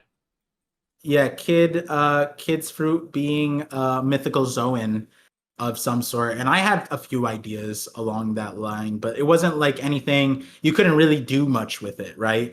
So, but the idea that it would be a Zoan would play with the idea that Kid has some of John's will, like the will, like kind of like Ace to Sabo. But that's an interesting thing is that like, funny. Wait, what? I said the will of John just sounds funny. Oh, yeah. But yeah, that's what's interesting is it doesn't need to be a Zoan for that to be the case because we have Ace to Sabo, unless Ace's fruit is the Marimar no Mi is also a Zoan, which I don't think that will play off well with the community. People will get pissed off. But that could just lend itself to that it might not just be Zoans that carry on a will, that Paramecias like kids also can as well. And so it would probably be more convincing if John awakened it. If we end up seeing John say assigns at some point, then I'm like, okay, all right, yeah, no, it's probably the case that like Kid has John's will in there or something, Like imagine John attacks somebody and he has the same naming scheme as Kid. I'd cry. Punk you know what that would? Then everyone would say that Captain John is Shaka. Underneath the mask is Captain John because everyone wants Kid to be the 7th Vegapunk so goddamn bad that they would just shoehorn Captain John into the thing. Captain John and Vegapunk had like secret dealings. Yeah. And then Vegapunk was just like, this guy's really cool. I'm going to make him Shaka's model. Yeah, actually, I love this dude. Magnets? Yeah. You kidding me? Because, it fits, right? Captain John got killed by his own crew and Shaka got killed by his own crew. Yeah, technically, you could spin it that way. Yeah. So another thing with Captain John we can bring up here is just how potent is he with his devil fruit? Do you think that after God Valley we will leave with the Terrible. notion that Captain John is better, or do you think Kid is better? No, so he has to be terrible. He has to be terrible, mainly because he died by swords. There's no world where you're the magnet man and you die by metal. Like I better like at that point just die from like I don't know salmonella. Like it's Yeah, or even just scurvy. Has anybody died from yeah. scurvy yet?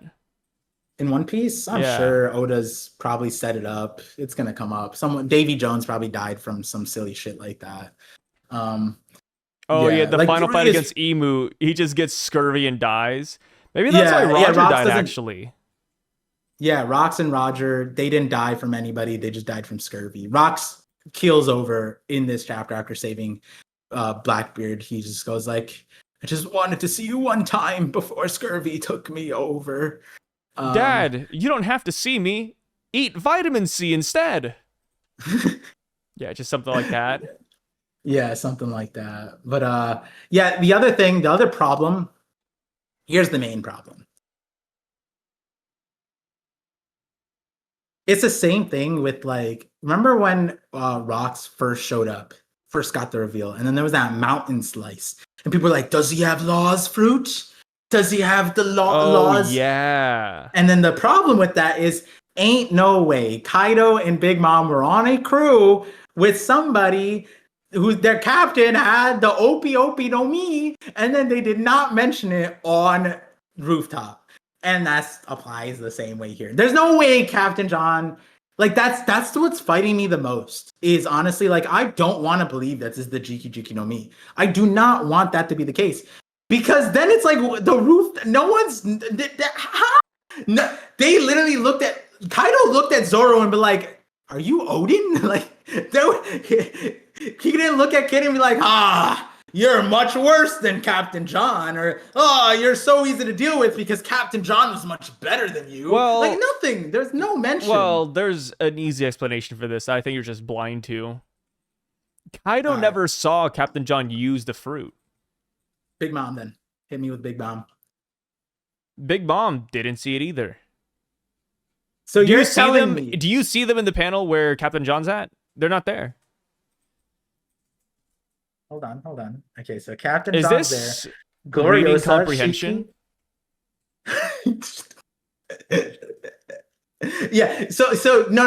I like this route. I like this route. You want to know why? Because then the reality is what you're telling me is that Captain John, who had his arm up in front of the entire Rocks pirates, including Whitebeard and Gyo But and excluding Gansui. Big Mom No. and So Kaido. every time Big Mom and Kaido come in, he's like, "I can't show him there. I can't show up for the rooftop," and he dismantles his arm. He's just like, "No, for the plot, I have to dismantle the arm." It's not like he has to. It's just that comedically, you ever watch like an old school cartoon where it's like, oh, you open one door and then the guy's over there, and then you just keep on going through doors and you just always miss each other? It's like that. That's Yeah. exactly So how it when goes. next Every time chapter, Captain John gets into a fight, Kaido and Big Mom are not around. so next chapter, when we see all of them in the center of the island, I will audibly belly laugh when I see Captain John not using his fruit in this. Or imagine the minute he uses his fruit, Big Mom turns around like something catches her attention. Yeah, and it's funny because does Kaido have his Kanabo? Yeah, he does. Oh shit. No, okay, let's just for the sake of this conversation, let's just say that his Kanabo is made out of wood. Okay? And the reason why that's funny is because all the other pirates are problematic for him to use his magnetism around because they all have like their weapons are metal. Like Whitebeard, Gyo, like everybody else uses swords. Like Big Mom, she doesn't need to. She can use her soul fruit. And then Kaido has a Kanabo, which may or may not be metal. It could be PVC. I don't know. It could be. It doesn't necessarily need to be metal. There's Kanabos made out of metal, wood with like metal parts on it. So like technically, Captain John would be better off using his power while around Big Mom and Kaido. rather than with Whitebeard, the guy who uses a Naginata, the Gyo, who's literally the axe guy, Shiki, PVC. who's double PVC. swordsman. PVC. Oh, his Kanabo's PVC? Everything's PVC. Yeah, yeah. Oh, you're right, you're right. Oh, you're so that For makes the so much theory sense. guy, you're not really good at That's a cooking up setup for theories. Legos. It's a setup for Roto's thing. The plate, everything's Legos. Everything's. I'm glad you're finally seeing the vision, Par. Yeah, yeah, yeah. Black Blade, no, just Jokes colored aside, PVC. it is kind of crazy that Kaido never mentioned anything about the sun god Jika fruit, because like Captain John was the one who kicked Kaido in the face. It's supposed to be Moon God Jika, isn't it? It's not Sun God Jika. No, it's the damned one Jika. He's not associated with any like star or planet or constellation. I thought or before anything, when it was like Sun God Nika and Moon God Jika. maybe it is. I just hear him be called like Jika the damned one, and that's it. Yeah, it's been bastardized over the last 3 years. It's kind of like the Void Century, right? Like at some point we're gonna forget the original history. Like what was he actually? I don't know, guys. Yeah. You tell me. I mean, in reality, though, this couldn't be why. This could just be simply the explanation as to why Kaido kept Kid, right? Like he wasn't strong. Shut up! Don't tell me this guy was strong. I kept him because I wanted to break his will. He has Conqueror's Haki. Where's Conqueror's Haki? Tell me, Kaido. You liar. Maybe You Kid kept doesn't him have 'cause his Conqueror's fruit was Haki. Captain John's fruit. He just looks at Captain Kid and he's like, "Yo, this reminds me of John. John had it." That's 100% it.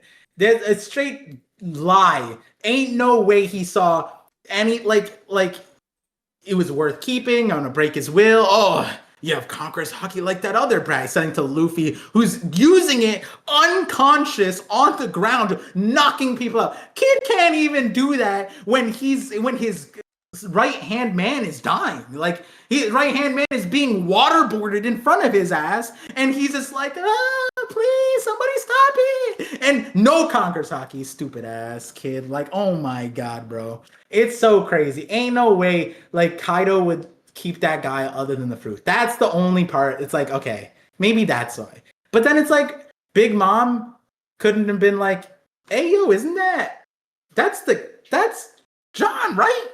And Kaido's like, yeah, why do you think I kept his ass? Like some shit like that, right? And the other thing about it too is that Rock says something in earlier. He's just like, I want Harold to eat the special fruit because he'll be able to bring the full potential out or something along those lines, right?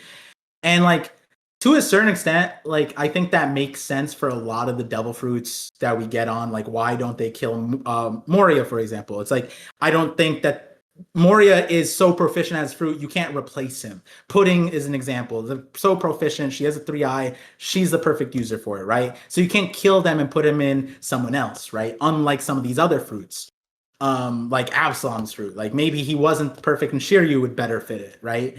When it comes to Kid's fruit, like I wonder if there was another reason that they like. It's not just nostalgia. Oh yeah, my past crewmate had this fruit. It might also be like, oh no, his fruit's really important for a specific reason that we knew about as the Rocks Pirates. And Captain John had the fruit and Rocks had him for this thing. And we talked about it. It's not in the flashback. And that'd be a very easy thing to insert. And I wonder because at the end of the day, Kid's fruit has always been important because Oda supplanted the fact that all the islands in the Grand Line are magnetized to a certain way, which makes it you can't navigate via a compass. You have to navigate via a log post because and then you have to sit on the island to collect the magnetic charge. And Oda's never done anything with that regards to Kid, so that sucks. But maybe in the future that ends up being the reason why this fruit constantly being brought up. So maybe it's something like that. I could totally see it. Like, there's got to be some bigger plot line with Kid going on the side that we just don't know about, chat. Like, I wouldn't be shocked if, at this point in time, Kid shows up on Elbaf, and then Kaido and Big Mom arrive right behind him saying, finally, he's awakened. And we see Kid land a special blow on Imu, and Imu's like, what's going on? Why is it so effective? And then Kaido and Big Mom say, Shut the fuck up. Captain John sends his regards. Anytime Just imagine that. you say imagine and kid in the same sentence, the part that follows after is I remember when you were positioning yourself as a Kid fan, and then you go, Par, do you think that the animals on Ruskina could scar those animals? Like, prior to that, I was like, no, he's genuinely, so where did this kid support come from? And then I'm like, oh, this guy's trolling so hard. Imagine, Kid, I'm being serious. That's how I know Sai's just memeing on someone on Twitter. Memeing on some kid. No, I'm fan being on dead Twitter. serious. Like, yeah, dead just serious. watch. Yeah, imagine a kid that shows up with Kaido and Big Mom as his new right and left hands because he assigned them and he's awakened and he forces them to bend to him. You know how it'd be really cool? You What? remember like Sasori out of Naruto had like the puppet heart? Yeah. Imagine we get like Kaido and Big Mom showing up on Elbaf and like, what's going on with them? Why aren't they talking or saying anything? And then Imu rips off their shirt, and then in place of their heart, Kaido has a plus and Big Mom has a minus, and uses kids controlling them with magnets. And what would that do? Just have them slam into each other? Because they're not... No. They have like the pain rods, and they're all like magnetic, so he can perfectly like control them like a puppet. Yo, I wish. That's what's funny about Kid. Apparently, his magnetism is so fine-tuned that he can control these giant mechas with just magnetism. And it's like, if you're that good, like, why can't you do more? That's hard. Making a mecha and controlling the fingers and the inner workings and whatever is not easy with just magnetism. The railgun is easier, but he's like pulling out every mecha out of the goddamn thing. And what makes it worse is that he was collecting all the scrap on the island just to do that insane shit, right?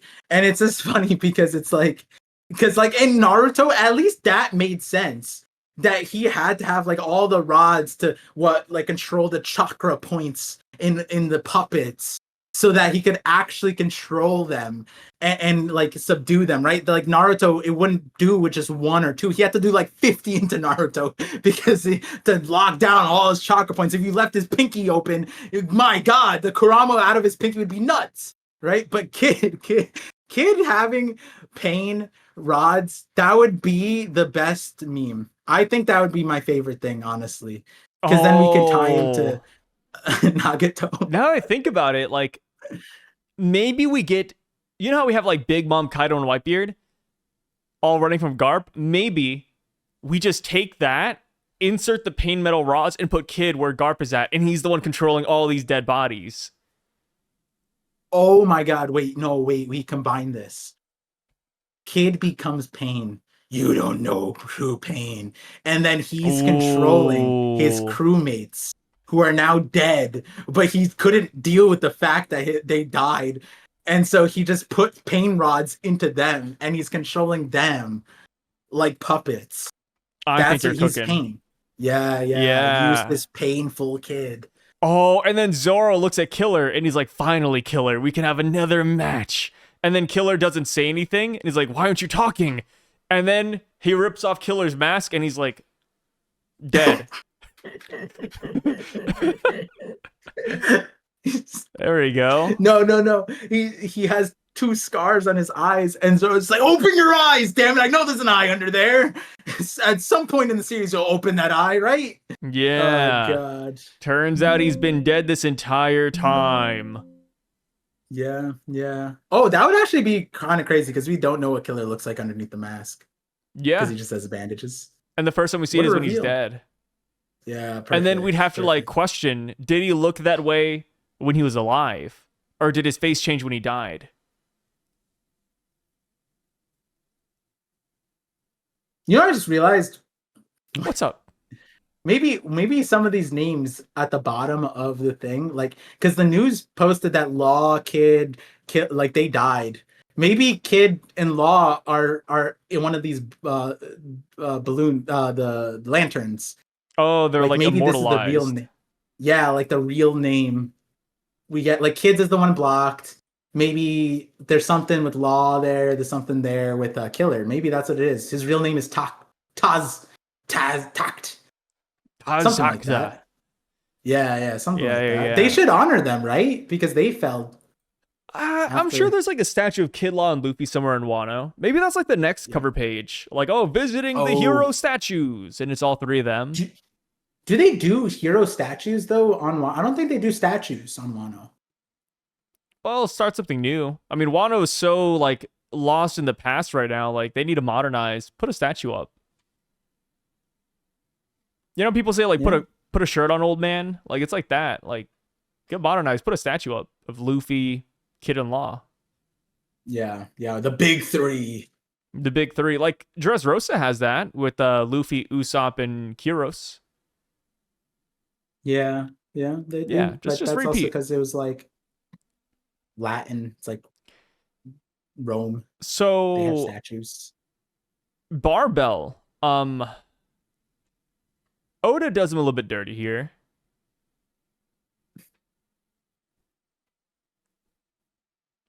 Does he?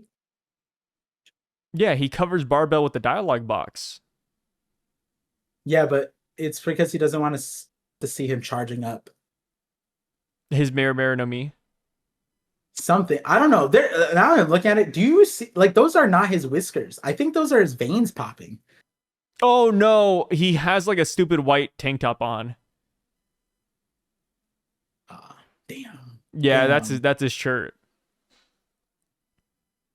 If I was Barbell, he doesn't. Does he care? I don't get why fishmen walk on land. like, like I'm like Katara. I'm just staying by the thing and bringing the water with Stay me. by You the know what I water, mean? yeah.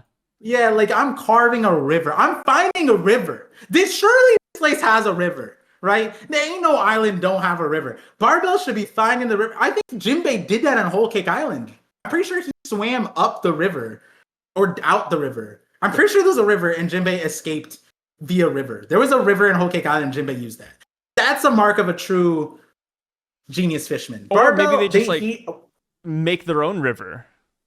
that's what I'm saying. One way or the other, they should not. Why put yourself in this situation? You are 100 times stronger in water. Literally, there's not really people here who can threaten you in the water. You know what I mean? And like, I get it. He wants the prizes. He didn't really want the prizes. He was a little weird about it. He's like, wait, we can't really share Shocky, right, guys? And it's like, okay, so like maybe he wants there, but he's okay with being like sloppy seconds, you know? Like, it didn't sound like he cared too much. And he is a fisherman, so like maybe he has a fisherman baddie back home. We don't know. We don't know how he joined the Rocks Pirates. But point is that surely he can't be keeping up with them running, right? Is he that fast? Like, are they that slow? Like, Barbell did not look like the fastest runner. Yeah, I mean, I would be a little bit perturbed if I was over here running at full speed, full power, and then You like look this fast. 500-year-old, or sorry, 500-pound fishman is just keeping up with me. I'd be like, whoa, what the hell? I think he's more than 500. He's like 13 feet tall, dude. Like, we have 500-pound humans. Like, this guy is probably an SUV, dude. He's Yeah, you're not probably wrong. a Cybertruck. Oh my God. Yeah. I don't Like, know, man. at this point, he moving like a Cybertruck. How is he keeping up? At least Gonzui, like he was born on land. You know what I mean? He got that land buff. You know what I mean? Like he's a smuggler too. He had to learn at some way to run fast. Barbell has no reason to be this goddamn fast. These guys are trying. It's I'll like save Lucky her Roo first. though. Like Lucky Roo's super fast. Yeah, but Lucky Roo, again, born on land, and at that point, he could be Sonic. He could roll, right? We don't know. We don't know how he moves. But the fact is that like these guys are using their legs. Gloriosa's putting in the work, running, bro. I'll save her first. They're racing, and Barbell's keeping up. I think I would quit. I think I'd quit running forever. If I look back and Barbell was on my ass. Ooh, speaking of running, here's a fun tidbit I learned about Ganzui. Oh. We have never seen his feet in this flashback. Oh, so is he a centaur like in Thriller Bark? In Thriller Yeah. Bark, I think he has horse bottom, but like the assumption is that was Hogback's doing. Yeah, so at Thriller Bark, he has an elephant bottom. Oh, right. Yes. So does he Yeah. have an elephant Yeah. fruit? And Dr. Hogback, wanted to keep him in his prime. No, because then that's Jack's fruit.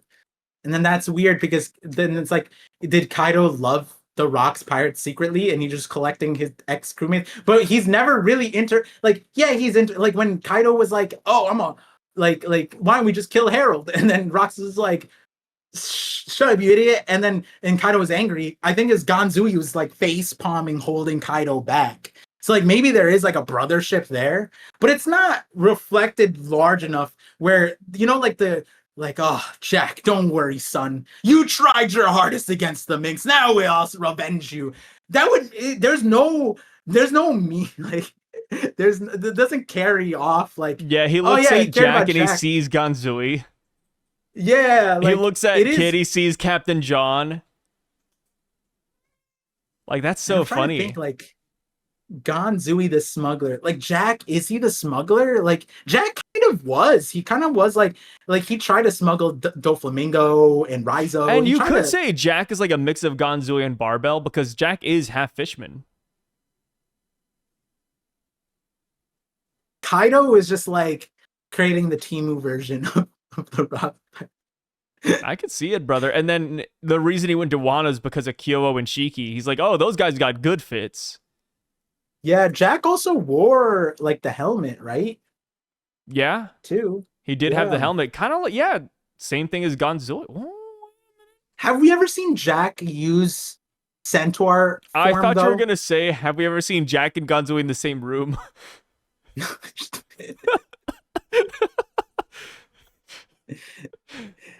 I mean, that too, but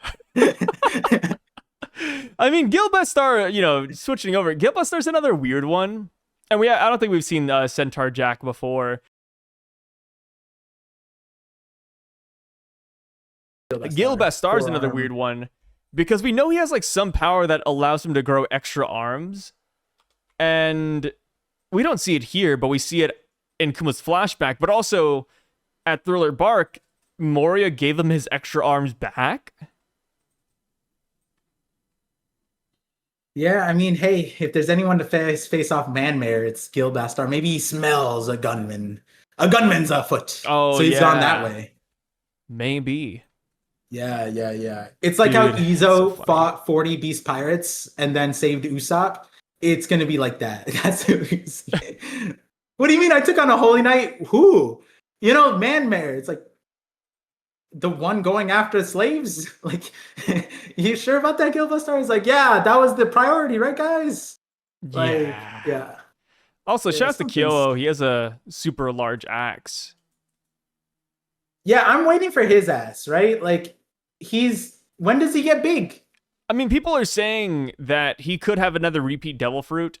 Because obviously, if Gilbestar had one, it would probably be the Hana Hana no Mi because of the extra arms.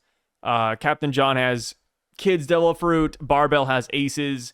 People are saying that Kyoto, if you follow his, apparently like the way his name is written in Japanese and how it's like a play on, it's like a play on a different real life pirate as well. And the real life pirate he's based on, he was known as the Spring Man. So people are saying he might have Bellamy's Devil Fruit. The Spring no Mi. How does that apply to what we saw, though, of him in the first thing? Like, he straight up went from, like, welterweight to, like, a that Samoan. Could just be like a One Piece thing where it's like, oh, he takes off the cape and his height's bigger because you didn't see him beforehand. Or I guess we could say that he sprang his body up. He has the jacket. If the spring fruit allows you to get steroids instantly, Bellamy's terrible, bro. He's like, you know how good I am at this fruit. Still, like, oh my god, bro. But you know what's funny? It's like that Silver is Axe with the spring fruit. That's gonna be, dude. If he does that, imagine Spring Hoppa around God Valley. And I mean, people have pointed out that God Valley, like, yes, it's like an old western town. It looks somewhat reminiscent of Jaya, where Bellamy debuted. That's interesting. I mean, hey, there's that route, but there's also another route where it's like, if the fruits are all Kaido, like Kaido has them essentially, right? Like the elephant one, the Jiki, or wanted them, right? Let's not say kid, like he had. If Luffy didn't show up, he had the Jiki. Okay, he has the elephant one, and he was like saving or whatever. Then like he would maybe also have there's Hawkins. Hawkins could be a good one because he kept Hawkins. Hawkins joined, and Hawkins did have a power that could make you bigger if you used it that way. It would just he need to use a straw man on himself. He never did, but like technically could have. Yeah. Maybe he has something like that. Or he did have Drake, but Drake was the dinosaur one. I doubt he has the Drake. No, wait, Drake also had he could make himself buffer, I'm pretty sure. But he had like the dinosaur top, like in it's like a hybrid part. Yeah, but that would be interesting because the Drake X's thing. Because people like the straight up Gyo has the X's, Drake has the X's, so maybe he has the T-Rex fruit at that point. Oh, and then Drake uses dinosaur fruit would be nice. Drake has axes, Gyo has axe, so maybe it is just Drake's fruit. Yeah, or it could just be like a brand new dinosaur entirely. Maybe Kyo is what inspires Kaido to get dinosaurs. Yeah. Hey, I like what. Like all those connections. And I like especially those connections because when you start connecting the dots and it's like, maybe they don't make sense, but then it's like, the common part for Kid, for Jack is that like Kaido gave preferential treatment to a certain extent for these things. And it's like, okay, so then what else could he have given? And then we look at Drake and Hawkins and like, maybe those are, they're Rock's pirate powers, and that'd be kind of interesting considering, that's the supernovas. I wouldn't mind like an Allosaurus. Get the good old Jalbazan. Like, I think those would all be really nice to add in. We go on over now to the last part of the chapter. It's a big part. We see Saint Somers, and he is going ham. He goes to check on Shaki, realizes that Shaki has defeated all of the guards in the room. And she's like, yeah, it sounds like a lot of pirates are causing trouble out there. And he says, I hate a woman who knows her own worth. You're better, worse. Or wait, you're better when you're naive. And he slaps her. I like pretty funny stuff. What's up? I like that translation. Yeah. It's not bad. Somers is a funny guy. I will admit. Somers is like the kind of guy that you'd invite to like a birthday party. Is he? If you're on like good terms with him, yeah. I'd invite him to a piñata thing. Only that because he sucks. Couldn't even get one hit in. I get all the candy easily. What? So Shaki ends up kicking him. He says, yow! We see that his bone ends up cracking, I think. What? What did he do? What did he say? Can we get a run back? He said, ouch. Oh, okay. No, it looks like a Tom and Jerry scream, right? Yow! Yeah. That was a very interesting thing. She didn't use hockey. She didn't. Again, goes back to the God Knights. Like, because they regenerate, they just get broken bones really easily. These guys are brutal as hell, man. They're like a cookie that you drop water on. It's like, damn, man, just like that. Gee. Yeah, like I wish. You know what would save it a little bit if he was what's the word? A masochist. That's the word when you like pain, right? Like if he took the pain and he was like drooling, he was like, oh, you know what I mean? Like he did some shit like that. That would make it like, okay, like they tank the pain and they just like get off on it. You know what I mean? Whether they Yeah. enjoy it or like it or it fuels them, you could put multifaceted reaction. It doesn't need to just be like a weird like lust kind of thing where they like enjoy the pain that way. It could literally be like someone who needs to get hit to like get the dog out of them, you know what I mean? Like they're all chill normally, but then they need like the threat of being hit to awaken their fight or flight. It could be something like that. You could have it multifaceted, but here it's literally just like and then you just straight up So fucking funny, dude. crazy reaction. Okay. Here's the thing. If Oda wants to make these guys nigh invincible, they regenerate, instead of having them like get hurt like this and just regenerate and it looks like it takes a lot of effort and they look brittle, why not just have them be like the Darkness Logia? Because Blackbeard doesn't have the intangibility of the Darkness Fruit. Have these guys be that, right? Just black smoke. Like you hit them, goes right through, black smoke, it's all cool and they're just fine. It's like, Yeah. I feel like having them be this way is just so like, it's hilarious. And, I go back to like CP9, for example. Whenever we try to hit CP9, they would like Iron Body tank that and be like, my leg hurts. Like Sommers, instead, his shoulder just cracks. They don't know Tekai, bro. That's crazy. Dude, yeah, these God Knights, man, I love them. I still love them. But Yeah, power-wise, they're not looking too good. even like okay, like we evolved. Like, where's the hockey? Like, I'm asking for is it It's from like I'm a Browns Shockey? fan. Sommers has armament. Like we've seen it. He's put it on his vines. Like he can use it, and it's like there. It's not. There's so many ways. Like the fact. Like you could interpret this as that he's so slow that he can't catch her leg, or Shocky's so fast that it actually Maybe. like. Wait, how spooked him. about this? Sorry to I'm not interrupt, but ready. like, what if Sommers? What if we don't know about this? But all the God Knights, they have made it. They've taken an oath to receive 10 times the amount of damage as a normal person would, as a means of training. And they have forbade themselves from using hockey. I'm imagining. Okay, this is funny. I'm imagining that they only feel pain when they're clothed.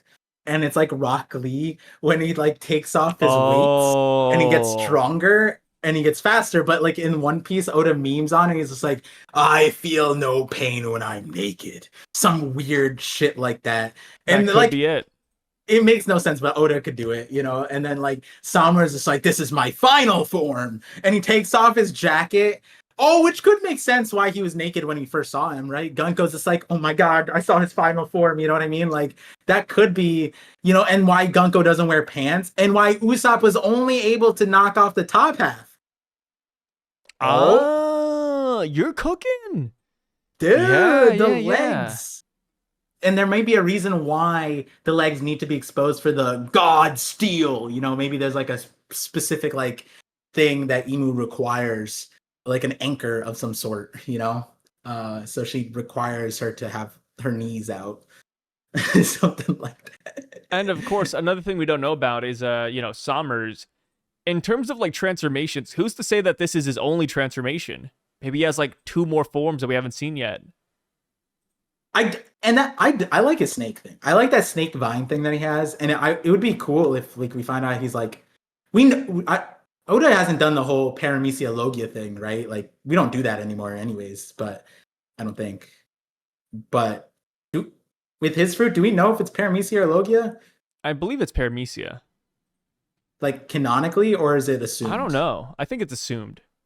Okay, because I would like it if you just like I don't know, use a Logia or something. I mean, at this point, it's like we could go intricate, like oh my god, his Paramecia shouldn't be able to do that. At this point, it's like, bro, any fruit can do anything. He can make vine snowmen like that are cold, fire resistant, vines that can reach the moon if he wanted to. Like I don't know, like anything.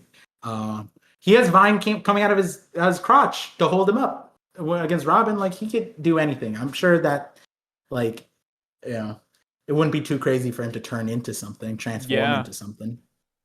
People are saying he could become a thorn monster and kill everybody here at God Valley if he really tries. Yeah. I do hope we set the record straight of the Scorsese transformations and the like. Do the Holy Knights have that? Which is, I'm assuming that's what you meant earlier about the transformations too. Is like, does he have one of those like Yeah. yokai ones?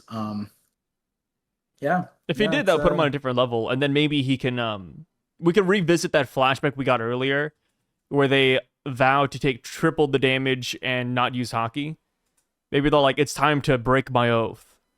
And then they yeah. just But really even lock in. then, I'm not gonna lie. The Gorosei changing into those yokai forms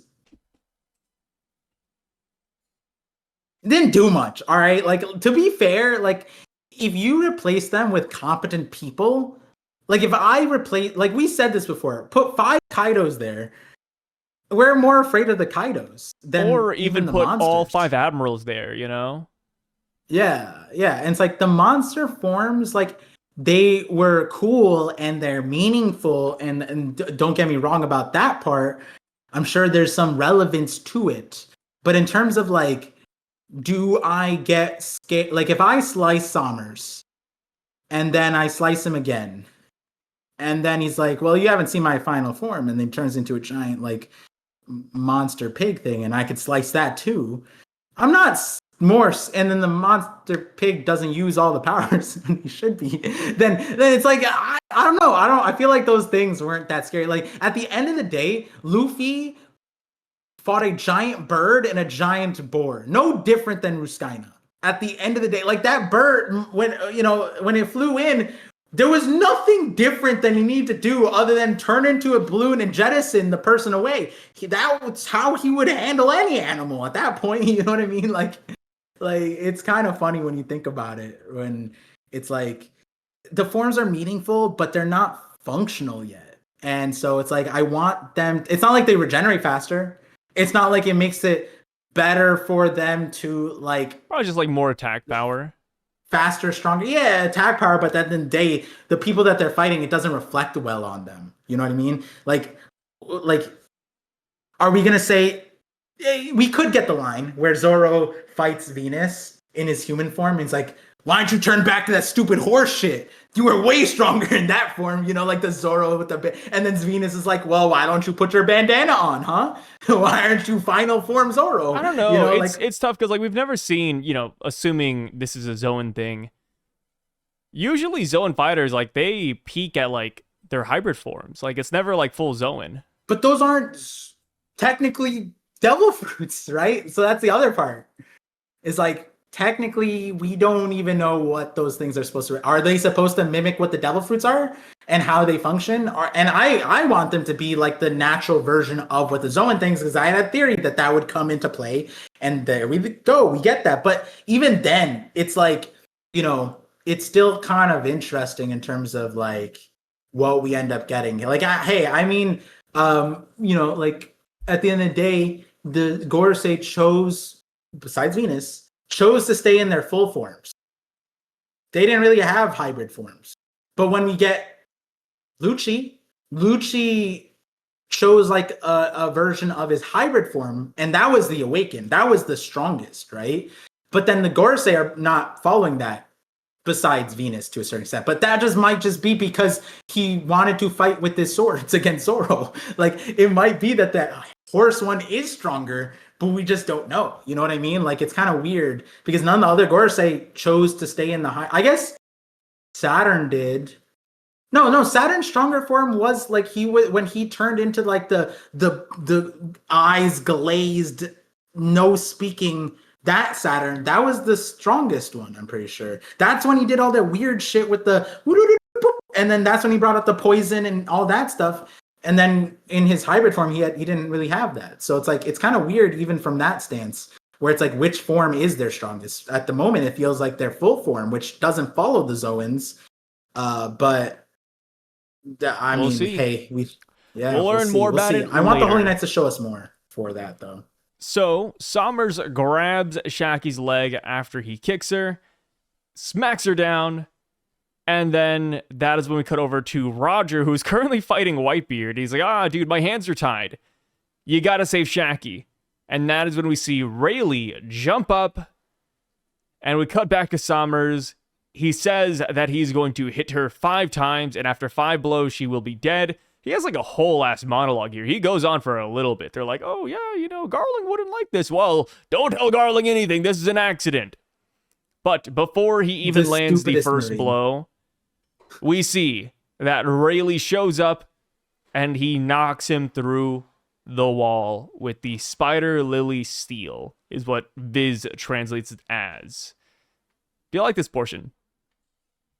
Yeah. Besides the Marine, who's like it makes no sense to be saying what he's saying to who he's saying in the spot that he's saying. Like, he's just like, what does it say? Shut up if you do. Oh, no. It says, Saint Somers, I don't think Saint Garling would approve of. It's like, bro, why are you talking to the Celestial Dragon? Why are you talking to the Holy Knight? Like, what are you doing here? Like, it's kind of crazy that he's threatening to snitch on a Holy Knight to another Holy Knight as like a normal Marine. You know what I mean? It felt the same thing as those Marines who are the same Marines who are counting down to cuff Luffy. It's like, bro, I don't know about you guys. This might be why you never ranked up. This is some silly shit right here. It turns out that the only thing that you need to become like a lieutenant or whatever rank that Helmeppo is just 1 brain cell. That's all you really need.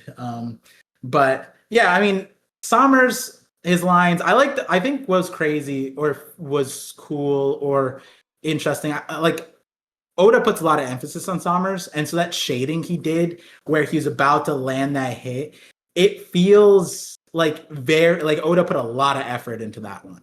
And it's like I don't even know what kind of expression. Like, is it ecstasy? Is he excited? Is it like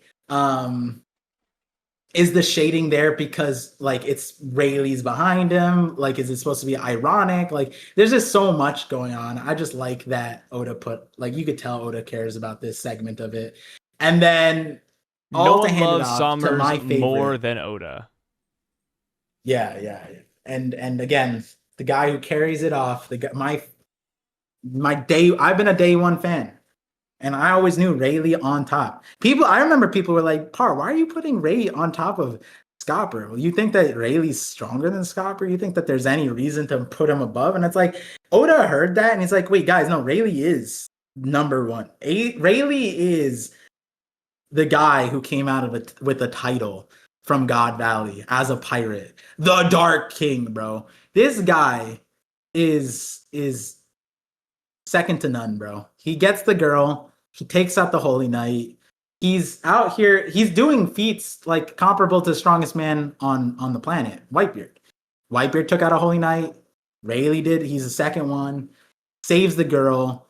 Gets the prize. Oh, and think about this, guys. All the pirates, every single one on this island, all wanted the same thing. But even the Pirate King bent his knee to the Dark King Rayleigh. Silver's Rayleigh. And I'm just confused why Spider Lily was his move, because now I'm like, does he use that like to save Blackbeard? And then Blackbeard's like, that's my favorite flower. Like, I don't know, like it's kind of funny, but you know, I do like this whole sequence with Ray and Shocky. Feels good. Feels good. Spider Lily Steel. No hockey behind it. So that means that Somers will probably be back very soon. I can't wait to see what the reaction is going to be when the Holy Knights regenerate. Because I don't think anybody's like really witnessed that firsthand yet.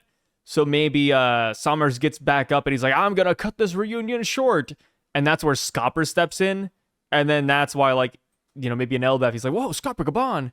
Like, Rayleigh hits him, and then Scopper hits him afterwards. And then Somers is just permanently scarred by these guys. Mentally at least. You know what I'm surprised about?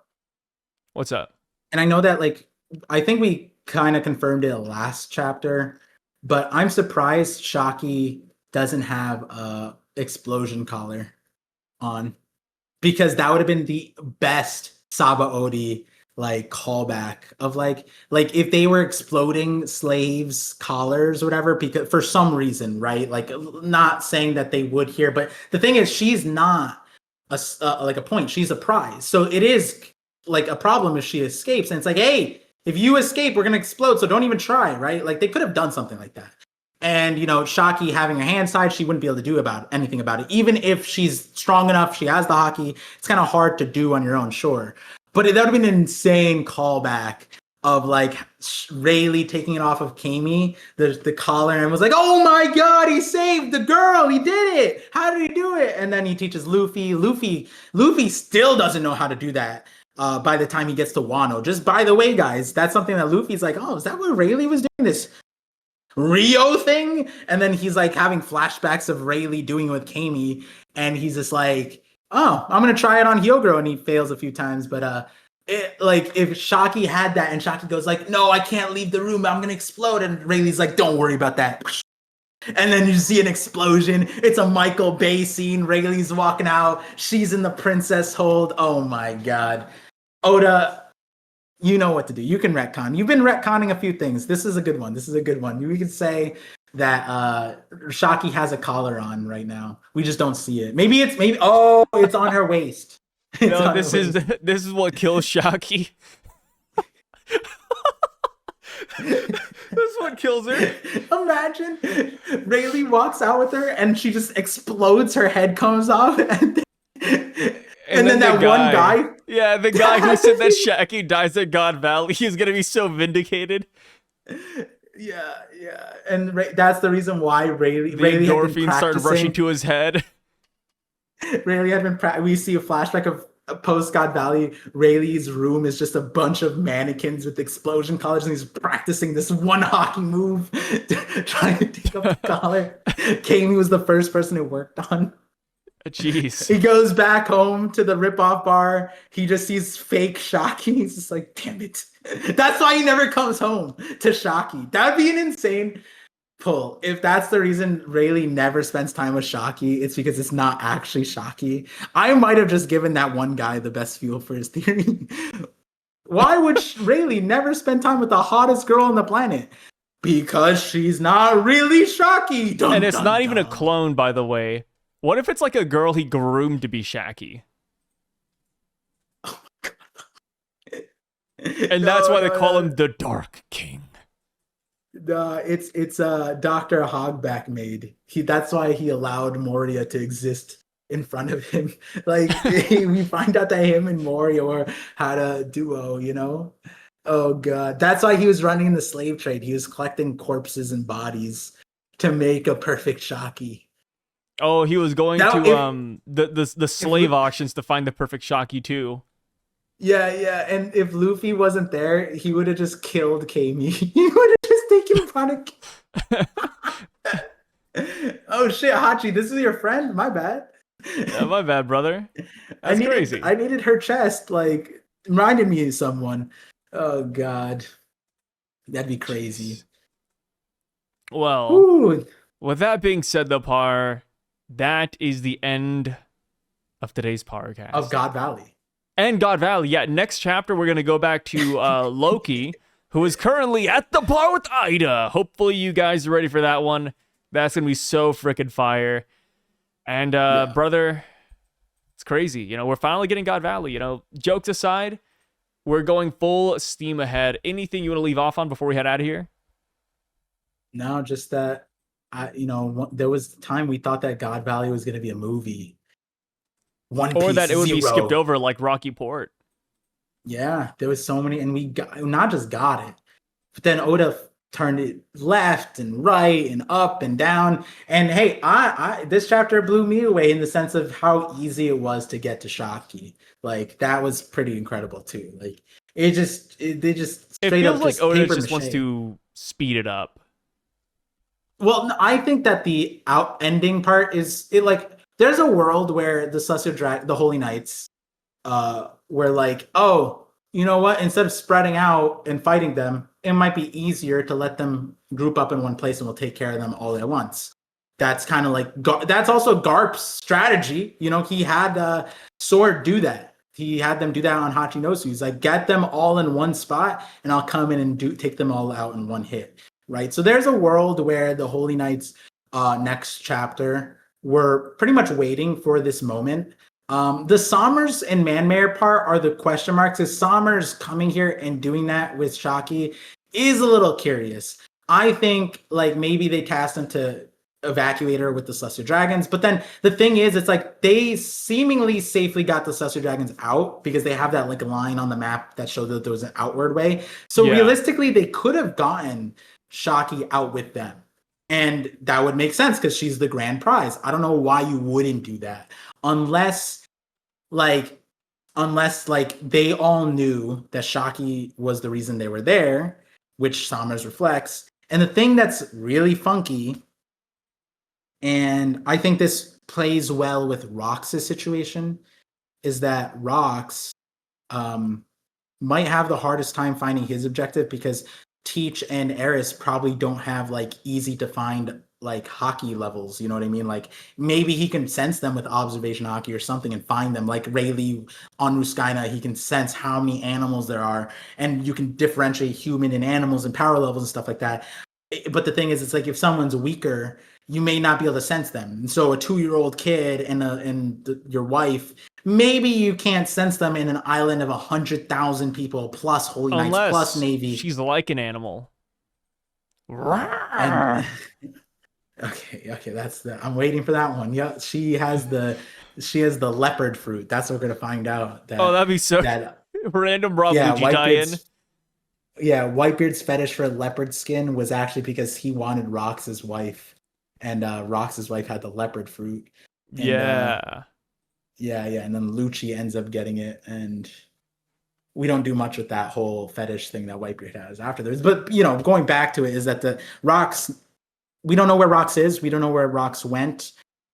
Seemingly last chapter or 1096, Oda had after this point Roger going, wait, Rox. And Roger's in the center of the island. So that would mean that Rox also ends up here at some point. Most likely before he finds Teach and his wife. Or maybe afterwards. Because it sounded like a really mad Rox. Somebody pointed this out. I thought it was a pretty cool catch. But they were like, yeah, last time Roger saw Rox, he called him Porcupine. But in the Kuma flashback, he just calls him Rox. So it's like, yeah, like, whatever happened, it's, quote, serious, right? They're not joking around anymore. I see. Oh, yeah, from the bar, he said Porcupine. Yeah. No, and that's, interesting for a lot of reasons, because I would imagine that maybe the mom dies, whatever. But the thing is, my thing is, like, how do they leave? And I think Teach, for example, the thing that makes the most sense to me is that Kuma with the pawpaw fruit, which he hasn't gotten yet in this chapter, he gets it right after this event. He is the one who saves Teach off of it. But then it's like, I don't know how do we get to that point? And like, that might be why Shaki, for example, couldn't have been escorted. If the plan was to group all the pirates in the middle, then maybe they can sense where Shaki is, right? Because they all beeline to Shaki. How do they know Shaki's in the middle, right? How do they know that? They're probably sensing like that she's there. They can feel her presence. Yeah, she's like pulsating her hockey. Yeah, something like that, or and so we might find out that the reason why it was so easy that for Rayleigh and everyone to get to the middle was it was an intended part of the Holy Knights plan. And now after this part, it's the Holy Knights are going to actually come into play. Like, we're going to probably see like Garling on one side and the lady on the other side of the valley just sitting down looking, waiting for them to all group in. And then once they group in, Garling stands on one side, another Holy Knights on the other side, and they just block them in, and then they start a huge like slaughter fest fight. But the problem there is that the other thing that we do kind of know is that the Rox pirates besides Rox all kind of live. So it's like, it's not like any of them like get scarred or lose an arm or anything. Like, they all live. They all do live, pretty much. Yeah. Like, yeah, some of the extra ones might be gone, like Barbell. He might die. But like, does that really fit? I guess. But this probably is where Whitebeard ends up getting a scar. Like, next chapter, that's probably when Garland shows up, scars him. If he scars him within like a single chapter, like just imagine one page, Garland and Whitebeard fight for one page, boom, scar. That'd be kind of insane. Yeah, and I want that. I think that makes sense. I think that Like Maffey's reaction in this chapter didn't make sense, and I think the Not good beginning for the part was optics fine. game. Yeah, but then the last part of what Maffey said, like, what the hell's going on this island or something like that. And that's weird because that's after the Holy Knights talked about their plan. And that's reflective of like when they grouped up, what did they do? What did they say? What did they do? Right? Maffey was there, and then they all apparently left. Manmare went one way, Somers went to Shockey, and Maffey went to go collect the kids or kid. And so the question mark becomes like, okay, so if they were intending to have them walk into the middle, then like that it could explain why Manmare and Somers were like dicking around a little bit, but Maffey having their own plan. But the reaction of like, oh my god, what is happening? It just like you said, like optically, it does not feel like they are well equipped to deal with what's about to come. Yeah. Which again, like I feel like the plan would be fight them while they're separate them out and fight them. But to group all of them together, maybe that's a bad idea. But then again, like maybe grouping them all together is a good idea because then they can't go all out unless they kill each other, Yeah, Like or Whitebeard can't maybe Gura. they just wanted a challenge. Yeah, okay. Yeah, the day the Gorosei and Holini overcome a challenge, That would that'll be be the crazy. day. Like imagine Saint Somers is like, this is what I've been waiting for. Listen, Somers and Gunko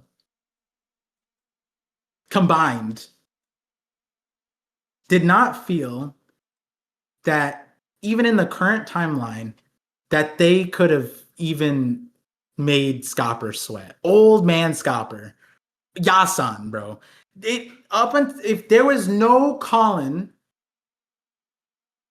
I don't think they really beat that Scopper, and that's kind of depressing because Scopper and like my guy Scopper has just been chilling on the island with Ripley for the last 20 years. Not really like, yeah, sure, he's fighting, but you're talking about like active Holy Knights that felt like they were easily dispatched by 20-year retired Scopper.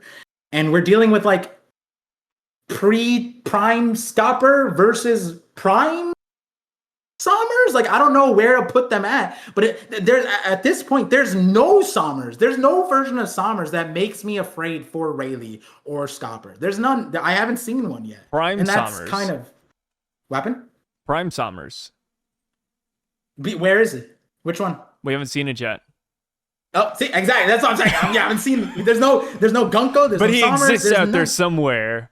Like okay. I guess a good example we could pull from, how like in Marvel movies and like comics and everything, they're like, oh, in this universe, Batman is this strong, but in universe 25, Batman is he has the power of the sun and all the universes combined. Maybe that's it. Mm-hmm.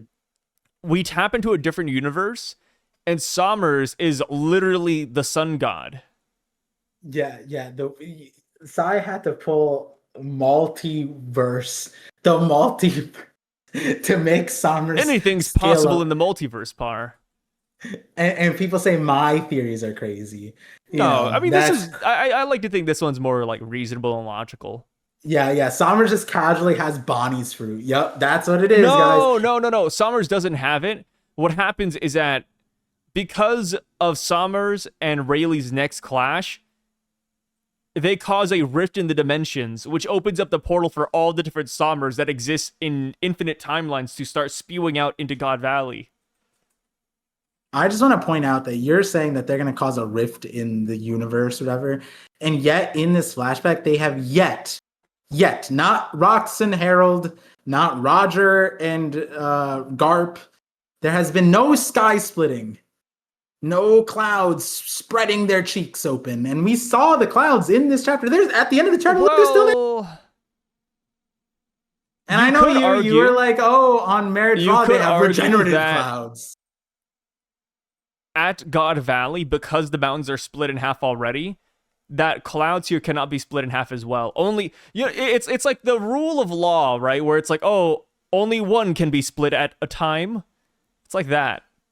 The mountains and clouds shall not be split at the same time. That is heresy. Exactly.